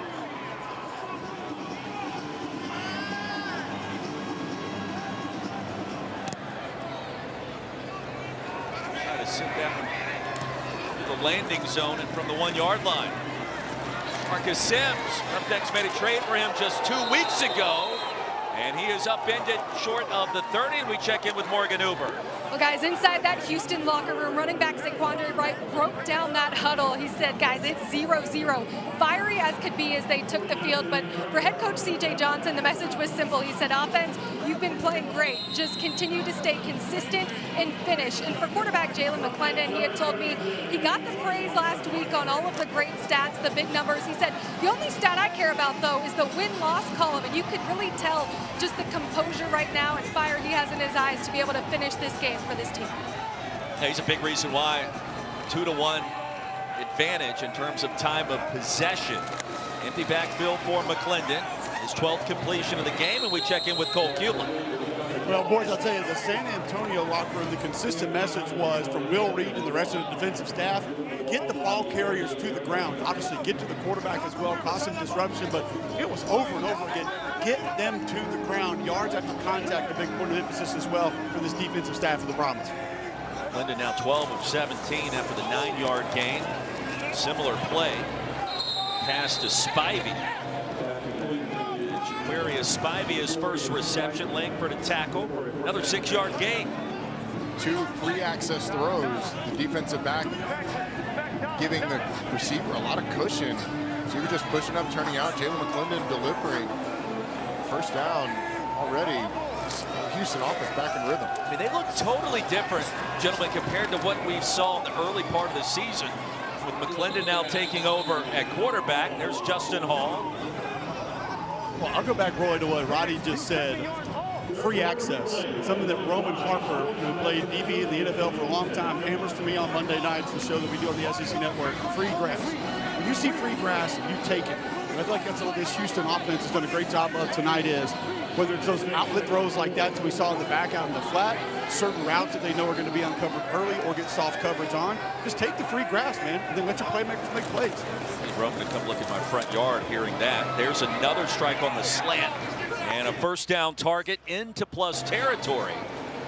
So the incredible passing of Jalen McClendon, continues. And Butler over the middle that time to the 40-yard line. Telling me the grass in that expansive front yard of yours wasn't free? I mean, there's a lot of ball patches out there that need some assistance. Oh, so you need some free grass? Yes!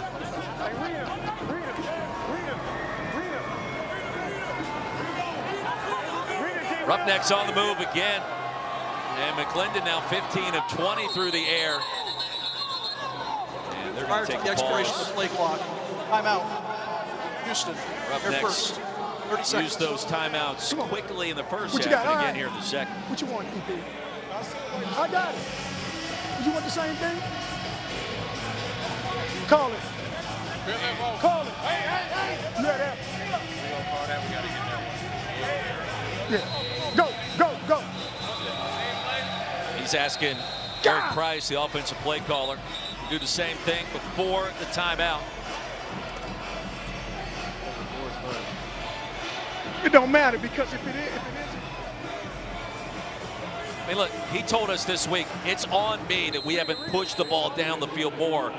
But it did feel like he had more confidence in Jalen McClendon to be able to push some of those buttons on the deep ball this week, and we've seen that so far. We've seen it a little bit, but they haven't needed to because they've been so efficient in the short passing. 2 minutes in to our second half. Close handoff goes to White. Jordan Williams attack. 3-yard pickup will give him that. San Antonio defensively doing a full line change. This defense has been on the field a lot in this game. You saw a 2-1 time of possession advantage for Houston over San Antonio in the first half. And now we're 3 minutes into this second half, and it's feeling like one of those long drives again. This is a big play, trying to get Houston in 3rd and long. On second down, McClendon surveys, dumps it off to White. Little jump pass, and White to the edge. They hit the circle button on the spin and dives ahead. And a 6-yard pickup. It'll be 3rd and short. The tackle by Nelson. You know, that play kind of goes back to what Cole was talking about. That was not the free access, but Jalen McClendon has not gotten impatient by just taking a profit. Quarterback coaches all the time say, you can't go broke taking a profit. Check it down to your running back and get some positive yards. Jaquandre White ends up making a couple of guys miss, setting up a 3rd and short. Free grass and profits. What's not to love on this drive for the Roughnecks? McClendon, a perfect start to the 3rd quarter. He's 5 for 5, a handoff, and it should be enough to move the chains. White needed 2. He needed to get to the 30, and he does. That's a 1st down.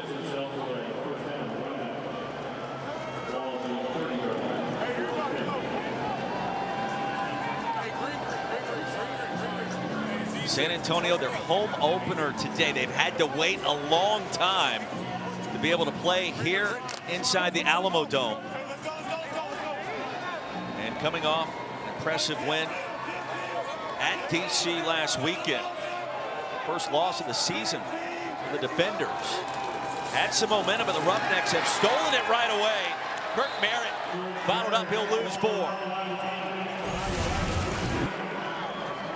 Rashard Lawrence just creates havoc on the right side. The burst, the power, just gets out of his stance before Noah Tongi even has a chance to move. And Rod, you see him shoot those hands right there? That's a Pete Jenkins protege for you. Greatest defensive line coach to ever do it. Still works with guys heading into the NFL. Has been off and on the LSU staff, I think 38 times in his career. But Rashard Lawrence, a guy that Pete Jenkins absolutely loved at his time there in Baton Rouge. And what a great player he was in the SEC at LSU. Free access and the pass, Kiki Chisholm. Right at the line to gain a 14-yard pickup. And Cole, this is exactly what you talked about in the locker room, or you heard in the locker room San Antonio talking about. Get the ball carrier to the ground. Absolutely, Roddy. It's a 7-yard gain if you're able to down the ball where Kiki Chisholm catches it. We go back to that previous 2nd down, too, Roddy, where you talked about trying to get a stop for a 3rd and long. You're able to get extra 4 or 5 yards on that one and make it a manageable play. Yeah. Jay Johnson already indicating they'll go for it on 4th down, as you would expect. A power look. Deep give, straight ahead, a burst of speed, and Merritt to the end zone for the Roughnecks.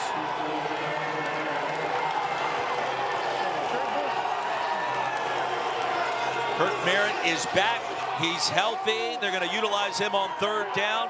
The soft hands and the vision and speed on this touchdown. Watch Samuel Jackson, the right tackle. He's just going to get a little push on the linebacker, Tavante Beckett, right after the cutback, right before the cutback of Kirk Merritt. You get that little shove on Tavante Beckett to knock him out of the hole, gives Merritt enough room, and then he just makes a safety miss and gets in the end zone. It's not a natural left tackle or right tackle, doing a nice job of just getting a little bit on the linebacker for the running back. They'll go for the 1-point attempt from the 2-yard line. Yo, you probably gonna stay in here. You probably gonna stay in. You got one, you got one. 71-yard scoring drive in 10 plays. What's up? And McClendon, quick toss, it's incomplete. 18-0, looking for Justin Hall, and Mayfield was there. Read it beautifully. Roughnecks continue to gobble up time off the clock. Another long drive, and it's Kirk Merritt from Arkansas State. Gotta love it.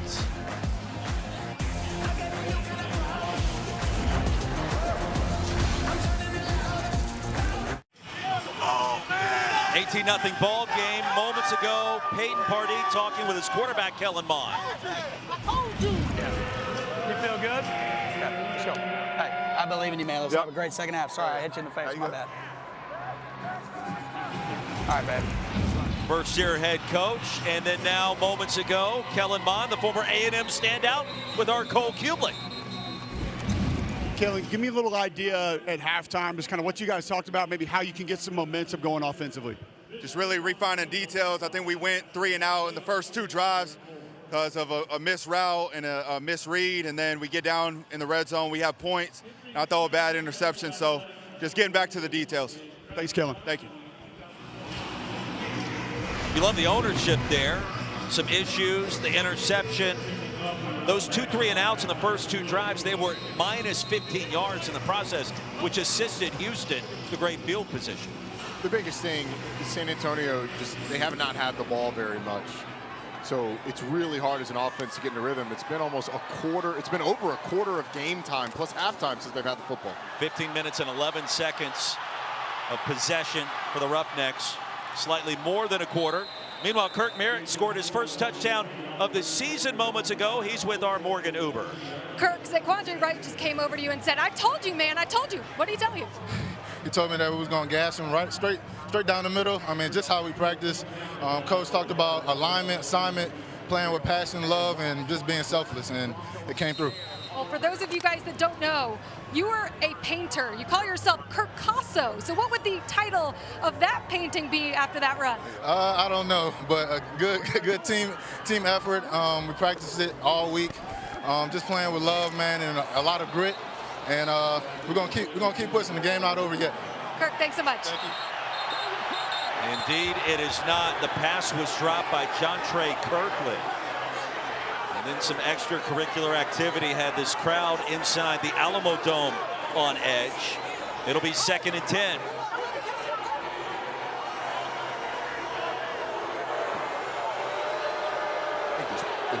We're pretty fortunate for Jontre Kirkland to have not gotten the flag on this play. He drops the pass, he's frustrated. And he throws a punch. I mean, that should have been flagged immediately. Clearly frustrated. Brahmas offense stuck in neutral today, if not reverse. And case in point, Aiden Robbins will lose 3 more. It'll be 3rd down and long. Now Jones, a linebacker, barreling through, and he may have been on the wrong end of that punch from Kirkland moments ago. And well, you see the Brahmas.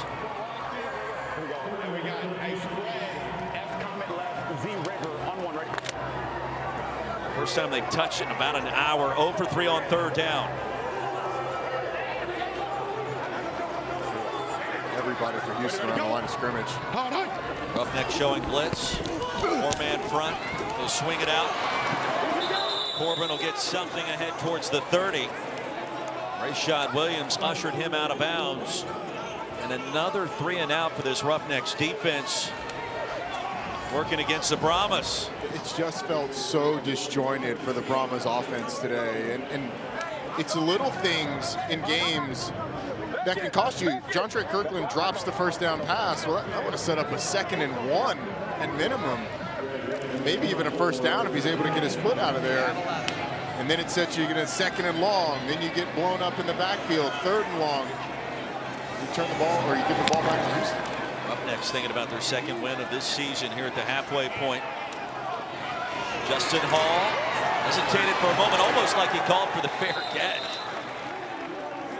Stumbles across the 30 upon a 45, a return of 7. More Jalen McClendon headed your way in this Roughnecks offense after this. Now the 2025 UFL Championship will be played on Saturday, June 14th in St. Louis. Tickets start at $29 and can be purchased at UFL.com/tickets. If you can't be in St. Louis for the championship, of course, watch it on ABC. June 14th at 8 p.m. Eastern. Roddy Jones, Roy Philpott, Morgan Uber, and Cole Kublik back in San Antonio. Jalen McClendon and the Roughnecks get the football back, and it is time again for our weekly audio blitz, where you will hear nothing, the sounds of the game for this entire possession.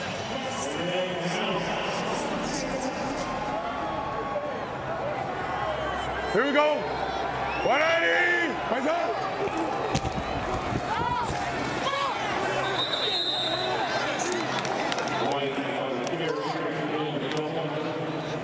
You good?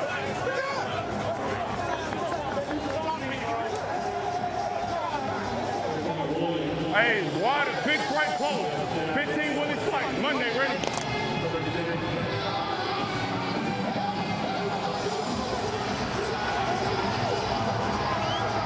Here we go. 180. What's up?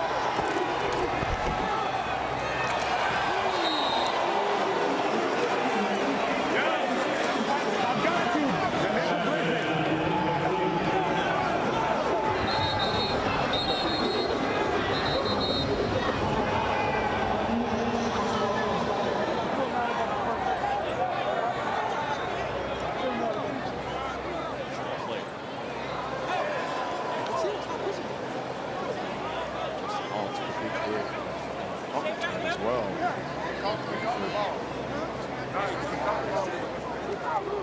was trying to get that ball just a second ago and he took the hit from Derek Langford.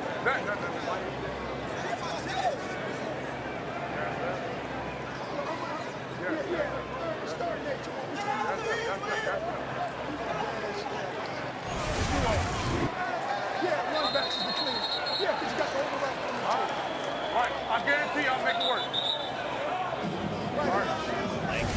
Devastating hit, hauled to his feet. Hey, here you go, here you go. Hey. All right, here you go. Hey, wide field left, all right? Here you go, wide field left. Roger, that's left run back. All right, stop the way ready. Hey. You're on the front side. You're right here. You're right here. That's left. That's left.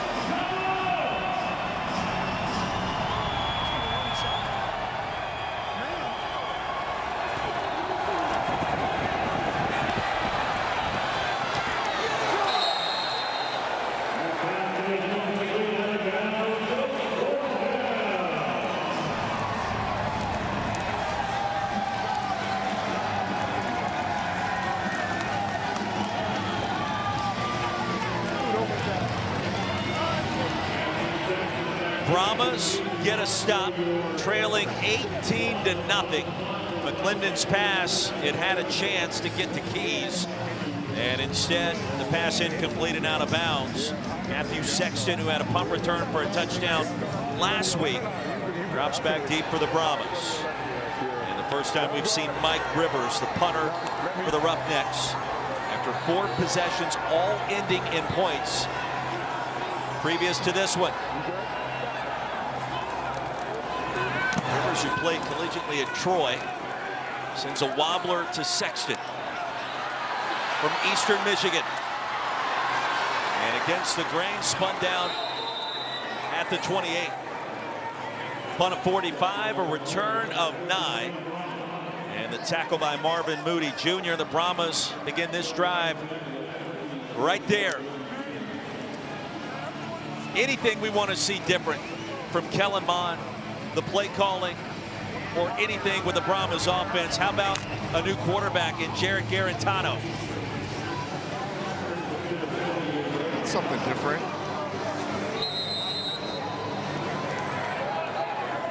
A bit of a surprise. Garantano, multiple stops in college.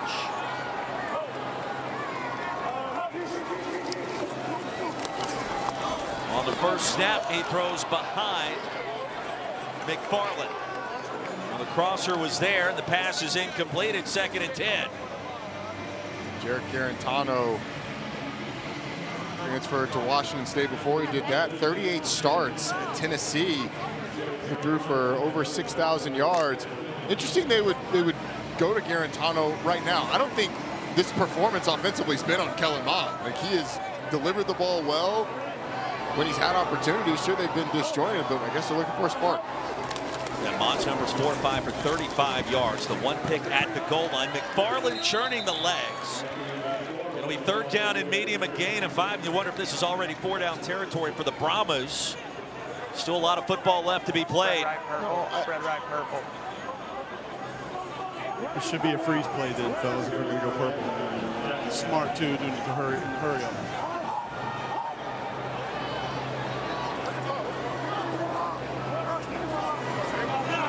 Brahmas have been out of sync offensively to start this game. Play clock winding down. Tano has it. He'll heave one deep. Man-to-man coverage. Looking for Sexton. Broken up by Armani Marsh.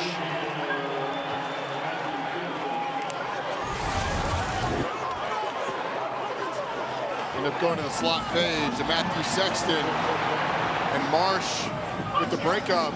You know, this one's close. I don't think it's defensive pass interference. Marsh doesn't turn around to play the football. It kind of goes through the receiver. It might be worth it for Peyton Pardee just to challenge it, just to see. I mean, you've had nothing going on offense. The alternative is punting the ball away. I think if I were him, if you had a look at it, I'd probably challenge it just to see if you can get one and Dean Blandino see something. To your point, 4 3 and outs today for the San Antonio offense. It has been stuck in reverse. Keys off the bounce, lost the handle, and got it back just in the nick of time. Tackle by Texan. Don't forget, Week 6 of the UFL starts Friday. This coming Friday, Arlington and St. Louis at 8 Eastern on Fox. Then Saturday, over on ABC, Memphis and Houston meet up first at noon. Sunday at noon, DC battles Michigan on ESPN2. And then also on Sunday on Fox at 4 o'clock, these Brahmas head to Birmingham to wrap up the weekend.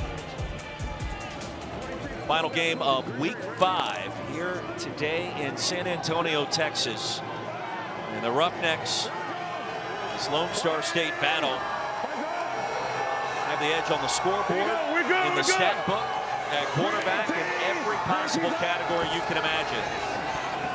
Start for Jalen McClendon has been just about perfect. White had a touchdown in the first half. He's going to lose 3 yards here on that carry in the second. Well, the first guy didn't exactly get him down, but the rallying to the football by San Antonio is what ends up getting the tackle in the backfield. Prince Emili got there.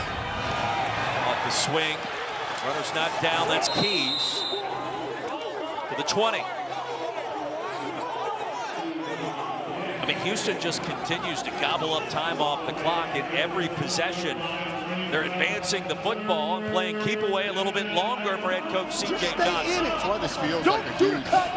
Whatever. Just then stay in it. I don't want it to be second down and 13. I want it to be second and 10.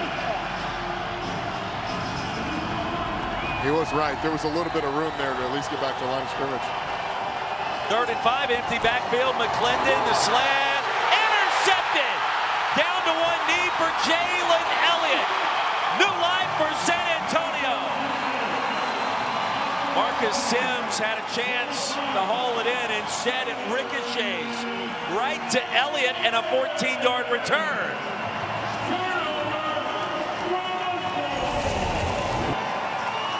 The throw is just a little off from Jalen McClendon. It hits the back shoulder of Marcus Sims. Jalen Elliott's Johnny on the spot, able to get the biggest play of the game so far for this San Antonio defense. Now offensively, you got to find something. Who do they go to on offense? It's going to be Jarek Garantano still in the game. Second possession for the former Tennessee and Washington State standout. Garantano, 3 years in the UFL, quarterback run. And over the left side into the red zone. Down to Cole Kublik. Fellas, Jalen Elliott gets that interception. You have been dialed in over here on the sideline the entire game, whether in or out. Take me back through it, how you got it. Hey, man, the guys in front of me made a play, tipped the ball up. And tips and overthrows, man, you got to get those. Tip drill, right? Yes, sir. Yes, sir. Got to get those, man. Hey, we playing hard. We just got to keep executing. Offense going to go score here, bro. Shout out to my wife, my son Jackson, and my daughter, London. Love y'all. There you go. Thank you, sir. Jackson and London watching with pride right now. A little high step. Garantano short of the line to gain. And a tackle by Xavier Benson. Back-to-back quarterback runs with Jarek Garantano in the game. That's something that's been a lot different since Peyton Pardee has taken over. He's added parts of the quarterback run. They run Kellen Mond a lot, and Jarek Garantano hasn't gotten a lot of burn, but more of that in the game plan since Peyton Pardee's taken over offensive play calling. Brahmas 0 for 5 on 3rd down. Garantano hoping to provide a spark, wants to throw it, does. And Marquez Stevenson his first catch. We want a field goal. What we do here on 4th down. Field goal, field goal, field goal, field goal, field goal, field goal, field goal. They lost a yard, and you hear the decision there, Roddy. Do we want a timeout?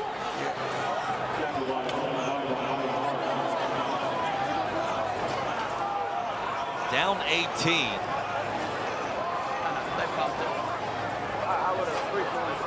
2 touchdowns and 2 3-point conversions. Conceivably, you could tie it up. That seems like a stretch. Instead, they're going to lean on Tristan Vizcaino. His first field goal attempt of the season.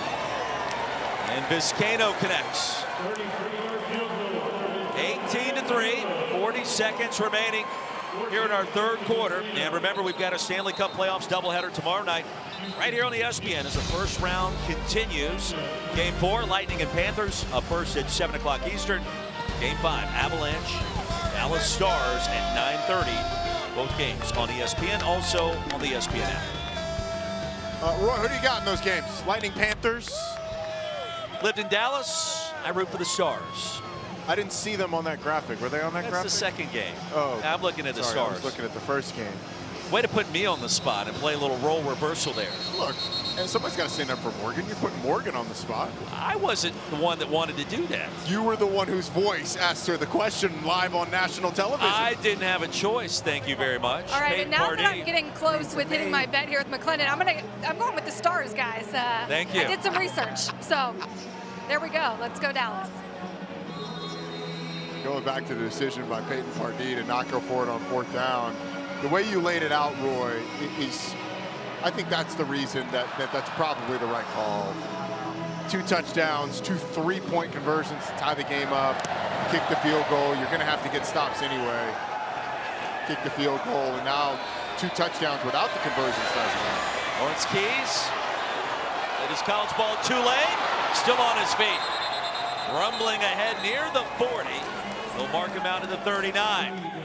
Should have said without the 2 3-point conversions, with a 2 and a 1-point conversion ties it up. 18-3. When you get that kind of field position, you feel like you want to cash that in for a touchdown. And look, it's about as good a field position as they've had all game, except for the field goal, except for the interception that they threw. And yes, the thing is, you're playing the numbers. What are the odds that we get the first down, then score the touchdown, and get the 3-point to make it worth it? I can see how you would go ahead and kick the field goal. Here we go. UFL, remember, you go for 1 from the 2-yard line. You can go for 2 from the 5-yard line on the conversion. Here's McClendon. And hit hard near the line of scrimmage, a 1-yard gain. That was by Jordan Mosley. You can go for 3 points on the conversion from the 10-yard line. So it becomes more difficult. Try to go for the higher scoring conversion attempt on what should be the final play of our third quarter.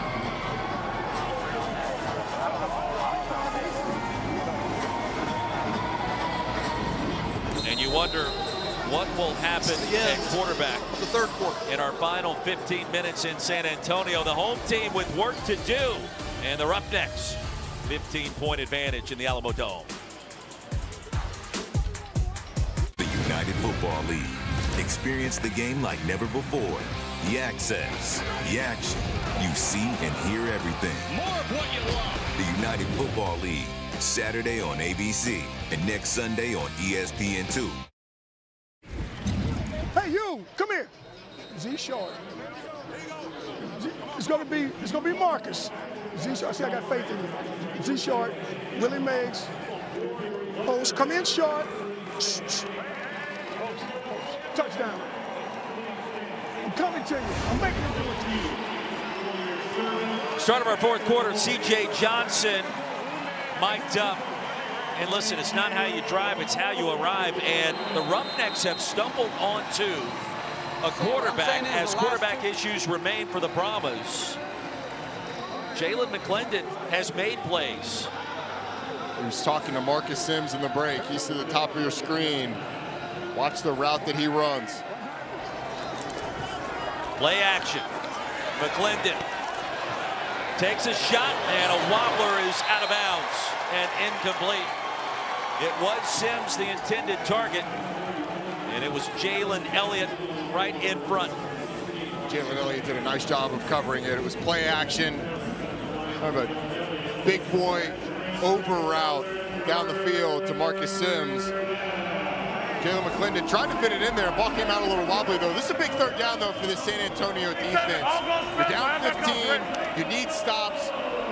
So Houston's had these time-consuming drives. Got to get a stop here. You see McClendon's numbers. That 1 interception leading to the field goal. Goes underneath to Kirk. Merritt's got to reach for it. Had to cross the 49-yard line. And William Hooper shoved him out right near the line to gain.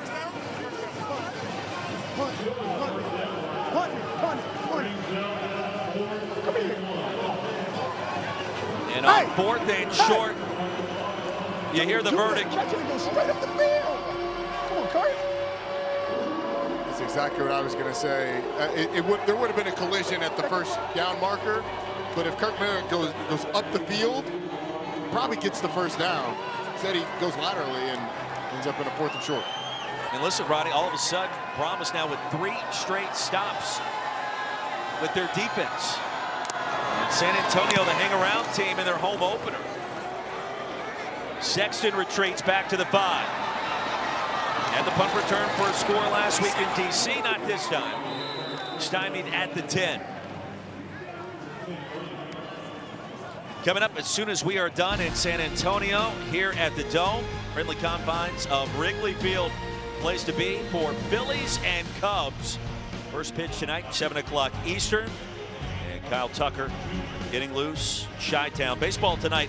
Get you ready right after our game here on ESPN. Garantano back in at quarterback, replacing Kellen Mond. In interesting set of circumstances in this second half. Looking one way, fires back the other. Kirkland weaving his way towards the 17. There's some blockers up front. Yeah, good first down play. Nice block from Zuri Henry, the right tackle. It's the first screen we've seen today, I think, in San Antonio. Trying to find a way to get somebody in rhythm. Garantano pulls it away, runs for a first down.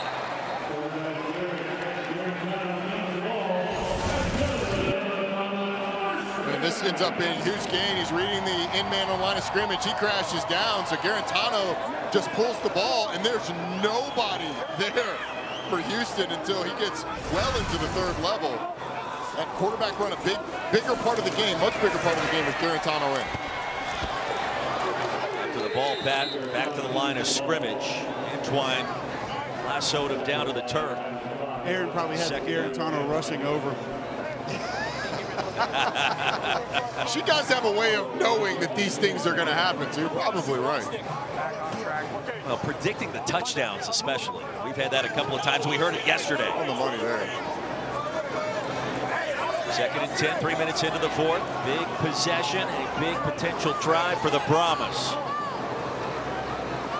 2-score game in the UFL. Off the back foot. Corbin. Tackle by Marsh and just a 2-yard gain. Go trips right, Y rev, silver, X slap. Okay, alert to elevator, X curl. Trips right, Y rev, silver, X slap. Alert to elevator, X curl. They're trying to take advantage of that one-on-one matchup to the bottom of your screen with Jacob Harris. Right down here. Brahmas without a 3rd down conversion in this game. Hard to believe. Pressure. Tano and incomplete. And the Roughnecks just blew that play up. Marquez Stevenson, the intended receiver. I mean, you get some pressure from the left side, but Jarrett Garantano has a lane to throw the ball through and has a little half-second more. If he just slides a little bit, it's easy for me to say. I don't have a 250-pound guy running at me. But there was enough there. If he'd just been a little creative, he could have gotten the ball. Jacob Harris dragging across the formation. Justin Hall healthy and back on the field after needing assistance a few moments ago. Pressure was coming from Rashad Berry. And Wing sends it into that coffin corner. Off the bounce from the goal line. Hall's going to be tripped up.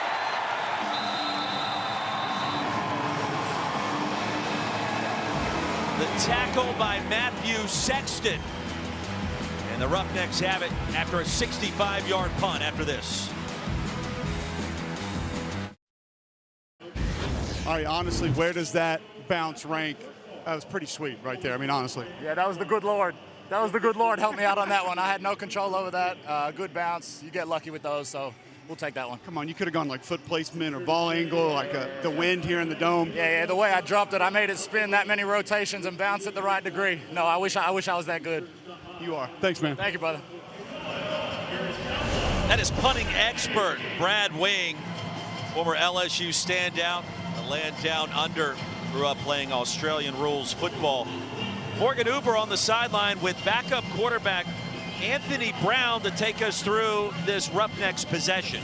Okay, Anthony, here's the play calls from Coach Price up in the booth. He's going to walk us through this next drive. Anthony, what are you hearing right now? We have Trey Wright open, Chicago River. We got zone read and a couple RPOs on both sides. Zone read, the RPO. To the field, took the bubble.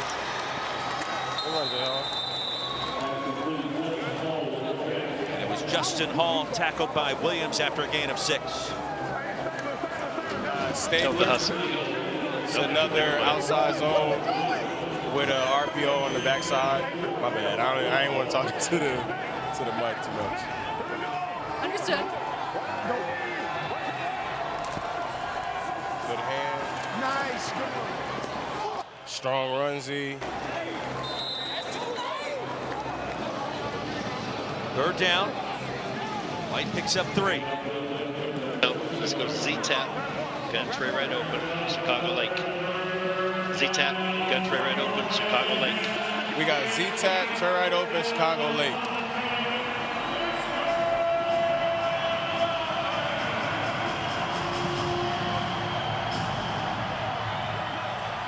So both RPOs on both sides and zone read. Only needed a yard. Vontae Beckett met him at the line of scrimmage. Well, we got it. You think you got it? I think we got it. I can't really see. It's close. First down, like I said. Let's go. Z-tap. Gun tray left open, Chicago River. Z-tap. Gun tray left open, Gun Chicago tray left River. open, Chicago River.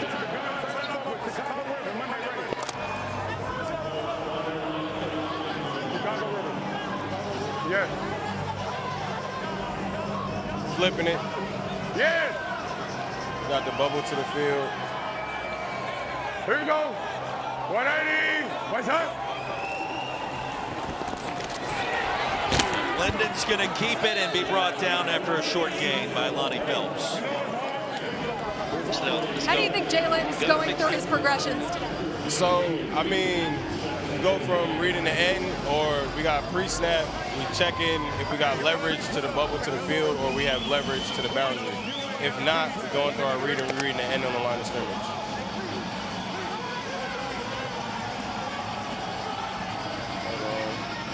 Monday! Missed that one, but it's fixed left close. 180! What's up? QA speed smash. Pass caught by Hall. Third down again, a 2-yard gain. All right. Thanks, Anthony. Appreciate it.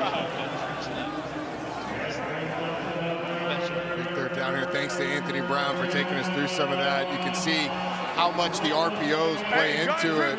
Basically an RPO on every single play.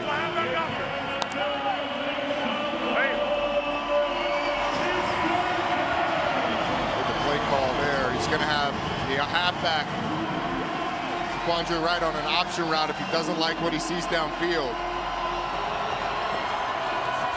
Brahmas in search of a stop, a little bit of pressure, and a deep ball in and out of the hands of TJ Badger. McClendon had him in stride. It would have been a tough grab.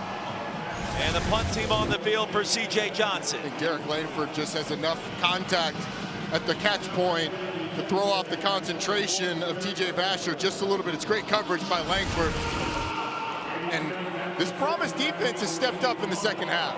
They had a ton of long drives in the first half, but they're giving their offense a chance. Mike Rivers punts it to Matthew Sexton. Brahmas need a big play into plus territory. And another chance for Jarrett Garantano. 18-3, 7:14 remaining here in San Antonio.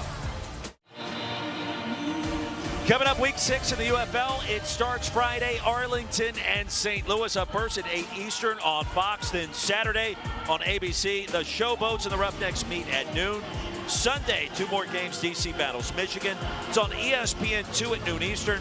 Then on Fox at 4 o'clock, the Brahmas and the Birmingham Stallions back at it to wrap up week number 6 next weekend. Brahmas are getting set to run just their 10th play in Houston territory.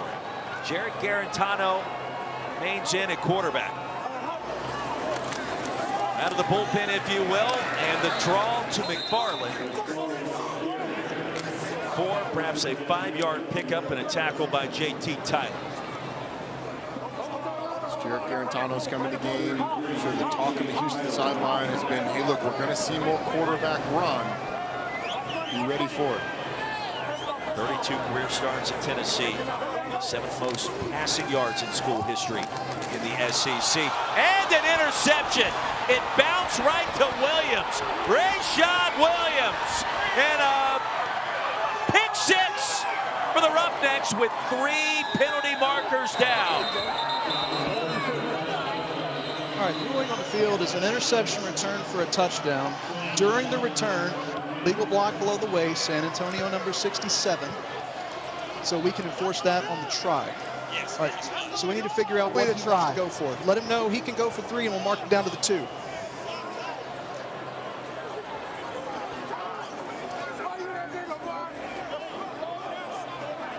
Harris probably should have caught that pass. And instead it's 6 the other way.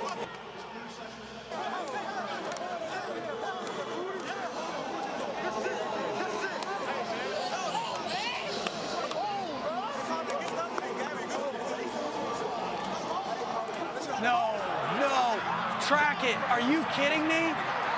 Are you kidding me again?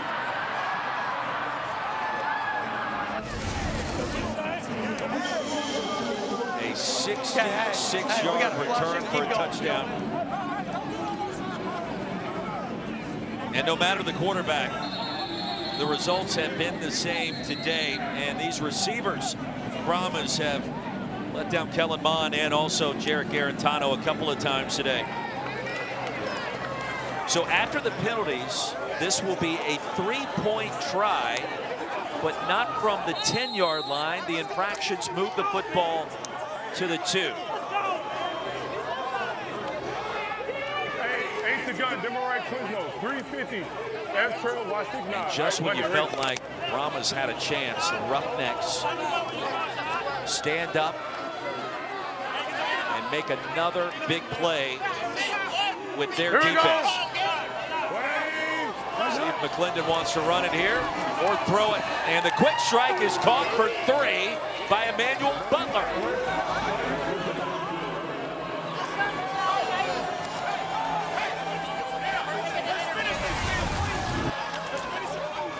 This is a tight window. I mean, there's no extra space in that window.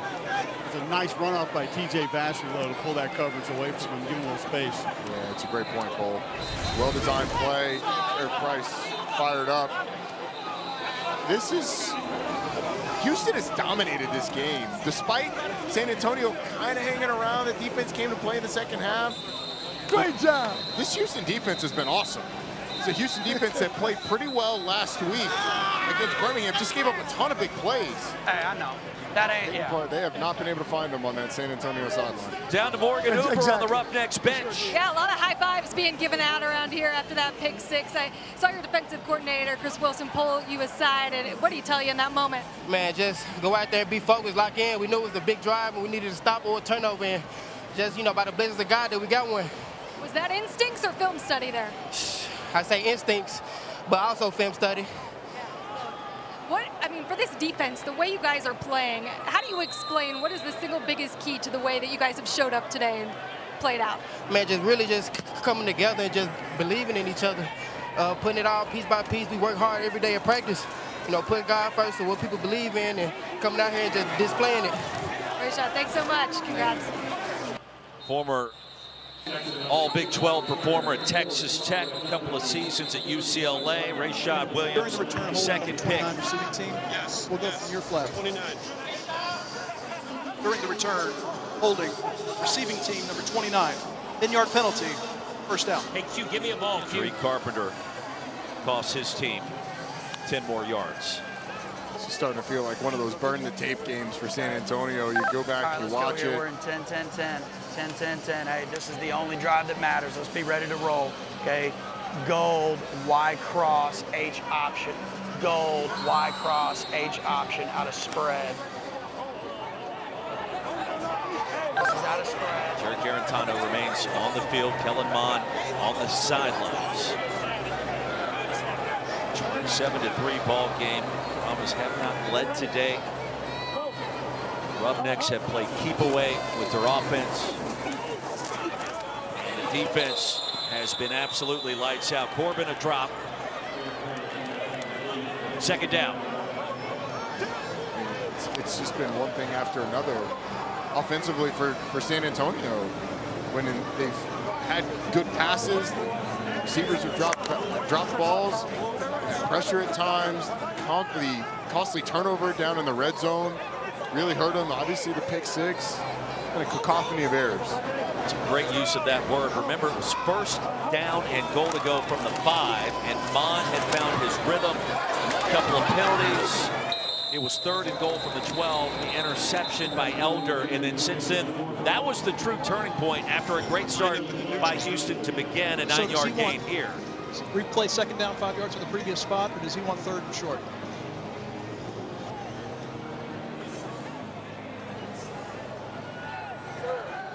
He wants 3rd down. What's your number?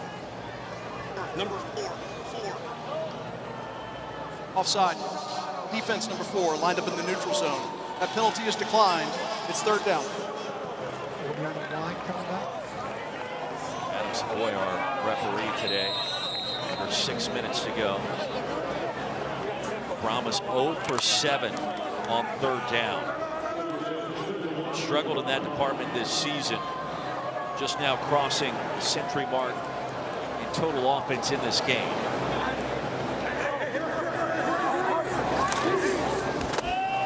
Touch for Corbin. Brought down after a short pickup by Bauer. Enough for the first down. For an injury to an offensive player. And Aaron Monterio starting right guard.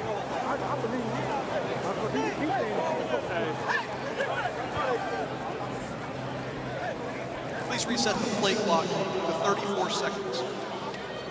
Montero played at Boston College, slow to his feet. Thank you.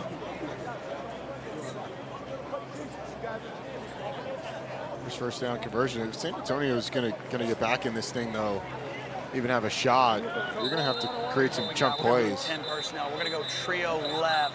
No, let's go 2 by 2, 2 by 2, 2 by 2. Okay, let's go here.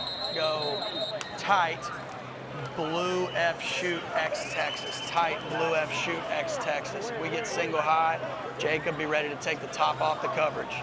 Okay, tight, blue F shoot X Texas.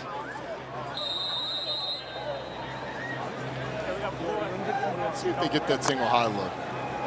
It might lead to a big play for Jacob Harris.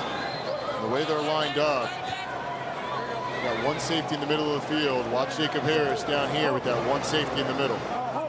Harris just one catch. He's been targeted twice. There it is. Deep ball, incomplete. Harris diving down, unable to haul it in.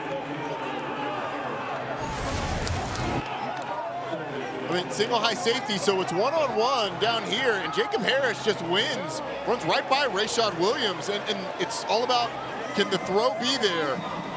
It's not a bad throw by Jared Garantano. Maybe a little too far, but Jacob Harris not able to track it, create the big play.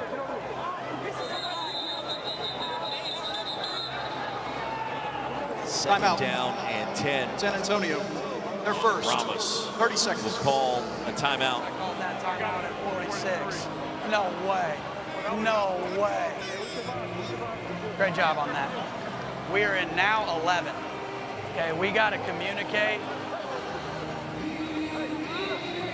We've got to communicate when we don't have receivers in. Okay, so let's go here. All right.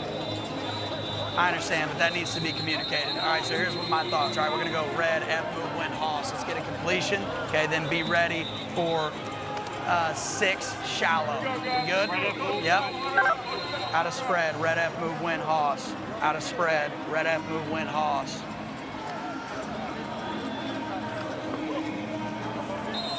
You can hear Peyton Pardee trying to continue to be somewhat positive, telling Jarek Garantano, hey, great job, you saw it, you made the throw.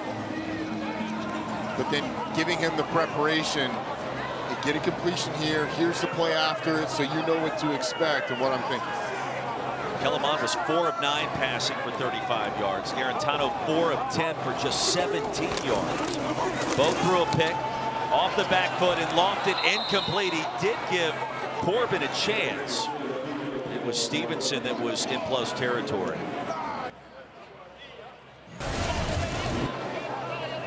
Well, the blitz, it's just too much for San Antonio's offensive line. Houston sends 6 defenders. You only got 5 blockers. Garantano knows he's going to have to go somewhere with the football, lofts it up.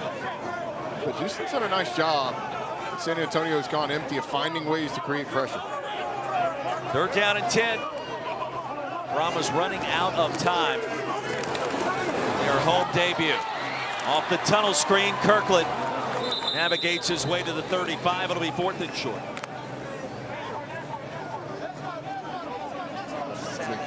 Z shallow, trips left, red check slow, 7 Z shallow. Oxy this, so get John Trey over here. Still he's running the shallow. Let's go. This is 7 Z shallow, 7 Z shallow. Let's roll. I know. Brahmas have to have it on 4th and 2. Garantano versus his field on the move and incomplete. Stylianos, the intended receiver, and a turnover on downs. Broken up by Leon O'Neal, one of the team leaders, this Roughnecks bunch. There's pressure almost immediately from this left side. Jarek Garantano. I mean, the left tackle, Willie Tyler, just doesn't get out of his stance. Just not knowing the count. Yeah. You're late right there, and that's just free access to the quarterback. That can't happen. It certainly can't happen on the 4th down on the biggest play of the game for your offense. Have we seen any indication this season that we would get a result like this afternoon in San Antonio? I would say no. Cole, what do you think? Yeah. This has just been discombobulated. 11 guys on the field, 13 guys on the field. The timeouts, the delay of games. It's been a frustrating day all around. And then going back to Roddy's point 2 series ago, you get an access pass out into the flat that's wide open, you drop the ball. You get a slant to John Trey Kirkland that looks like it's going to pick up 1st down yards, or at least put you in 2nd and manageable. You drop that ball. And it happened again on the previous drive on 1st down. You've had opportunities, and not many players have taken advantage of the opportunities that have been in front of the San Antonio team today. I mean, the pick 6 was essentially a drop ball. It's in his hands, yeah. Saw Leon O'Neal there who perhaps has made the biggest jump for this Houston organization. And I'll say this, Roy. Offseason. I'm sorry, Roy. I'll say this. 2nd half, the defense has actually stepped up. Yeah. The defense has played well. They made a couple adjustments. They've come out. The emphasis was to get ball carries to the ground. They've done that.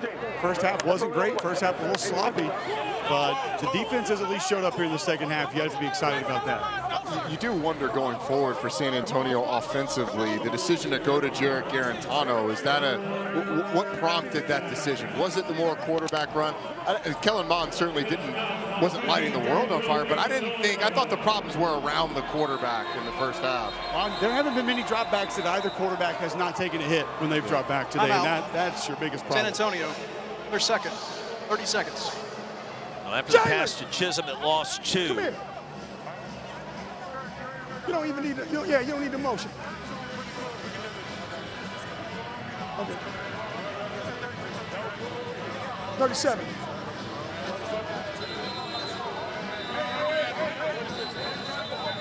Go.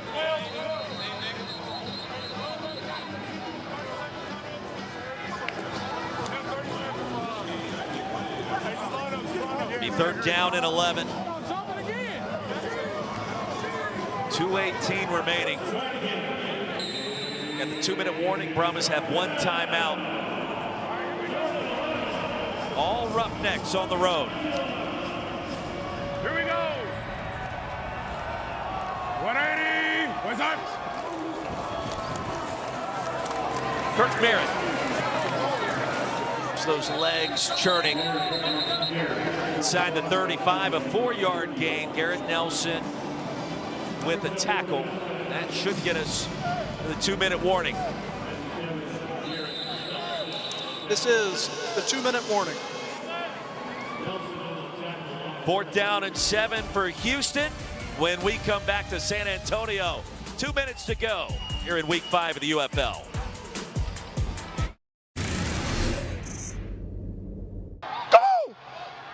What are you doing? Yes! Yes! Yes! Yeah! Miss it. He missed it. Hey, stop it. Just be quiet. First down! Get the first down! I got that.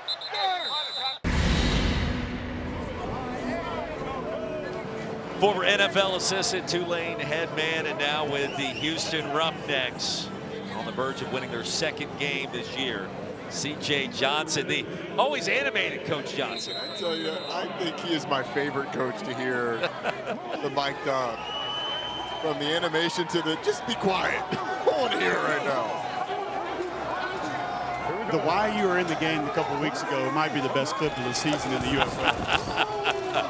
On 4th down after the 2-minute warning, Kirk Merritt stopped at the line by Garrett Nelson. He'll lose a yard. Brahmas are going to get it back.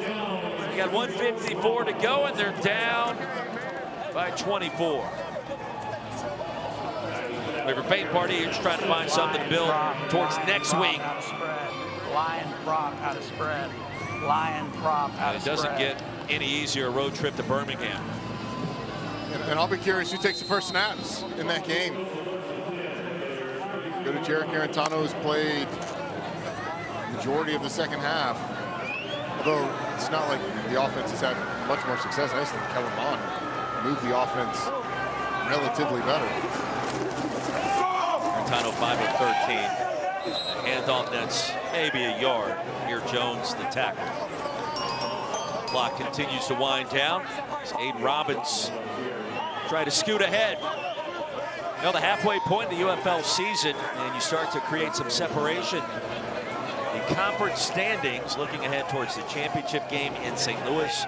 Primetime ABC on June 14th. Tano, a little bit of time, and rears back. Fires a strike to Kirk.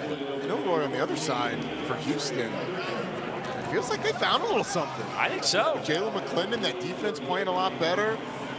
You get Memphis at home next week. Run game's gotten going a little bit. Run game has gotten going, and you know, you look at the standings, Memphis is one of those teams that you want to get.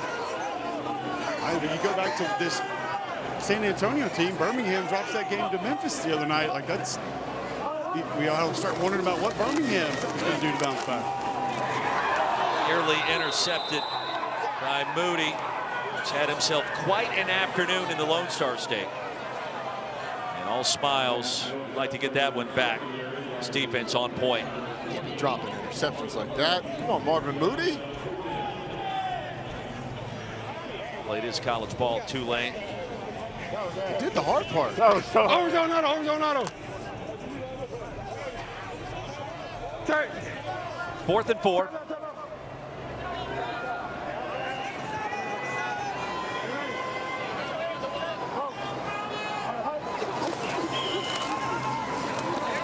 Tano, the pocket collapses. He'll buy a little bit of time, but not much. And another sack well behind the line of scrimmage.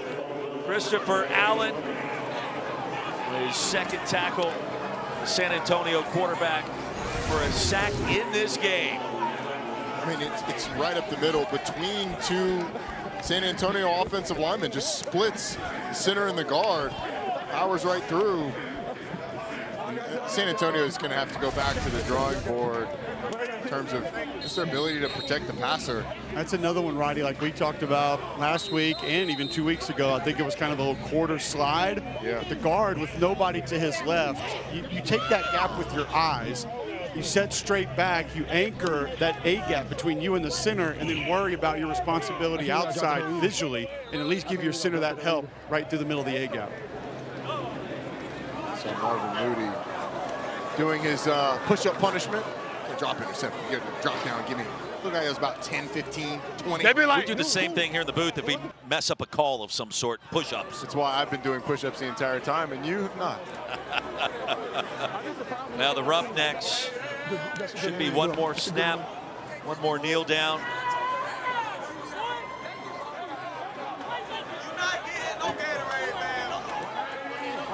And C.J. Johnson in this franchise, they have found themselves a quarterback.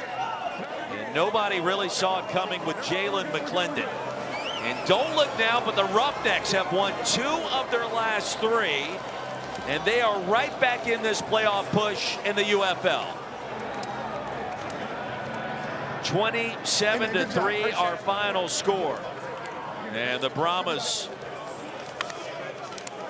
gonna fall to 1-4 after their home loss to Houston. It's a heck of a win for Houston. Again, the offense was so efficient early on, controlling the game. Really never let San Antonio's offense get in a rhythm.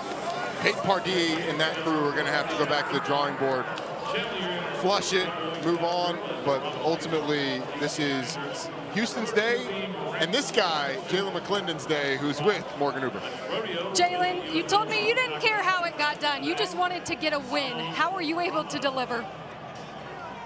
I don't think it was me. I think everybody just did their job. Like early in the week, I told you earlier before the game, we just been preaching everybody do your job. And I think we did that. Defense did a great job holding them to the freaking 3 points. And I think we just did our job, just going down the score and getting in the red zone. We got to do a little bit better in the second half, but I think we did our job overall.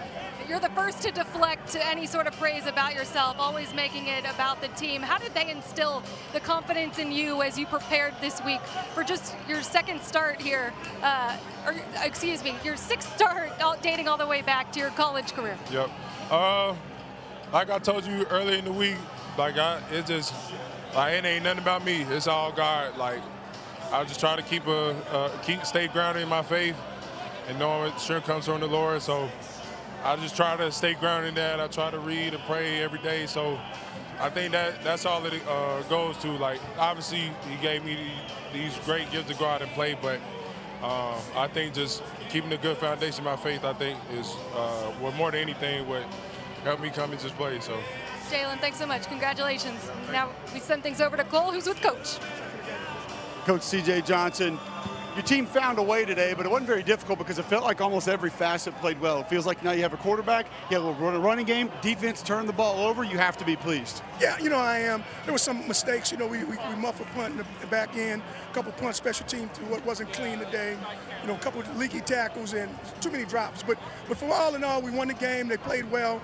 They look like a team that want to win the day. What's the facet of your team that you came in maybe saying, all right, you got to prove this to me. I need to see it from them, and they actually did that for you today? I thought the quarterback in the run game, I thought we ran the ball really well. I thought those backs really ran it well. And the quarterback, just getting us in and out of plays.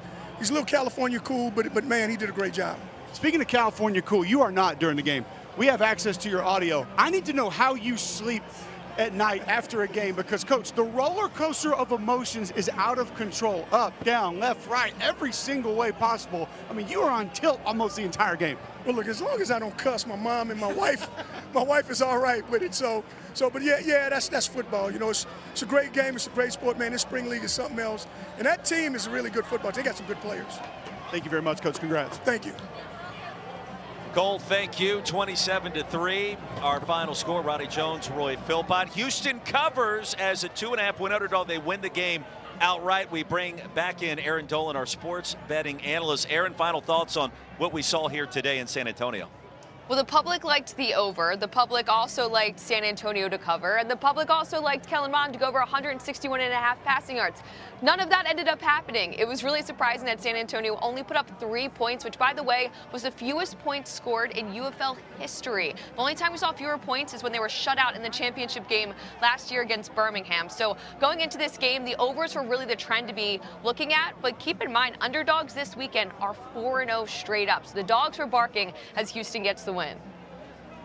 Yeah, Roddy, you just never know in this league, the UFL.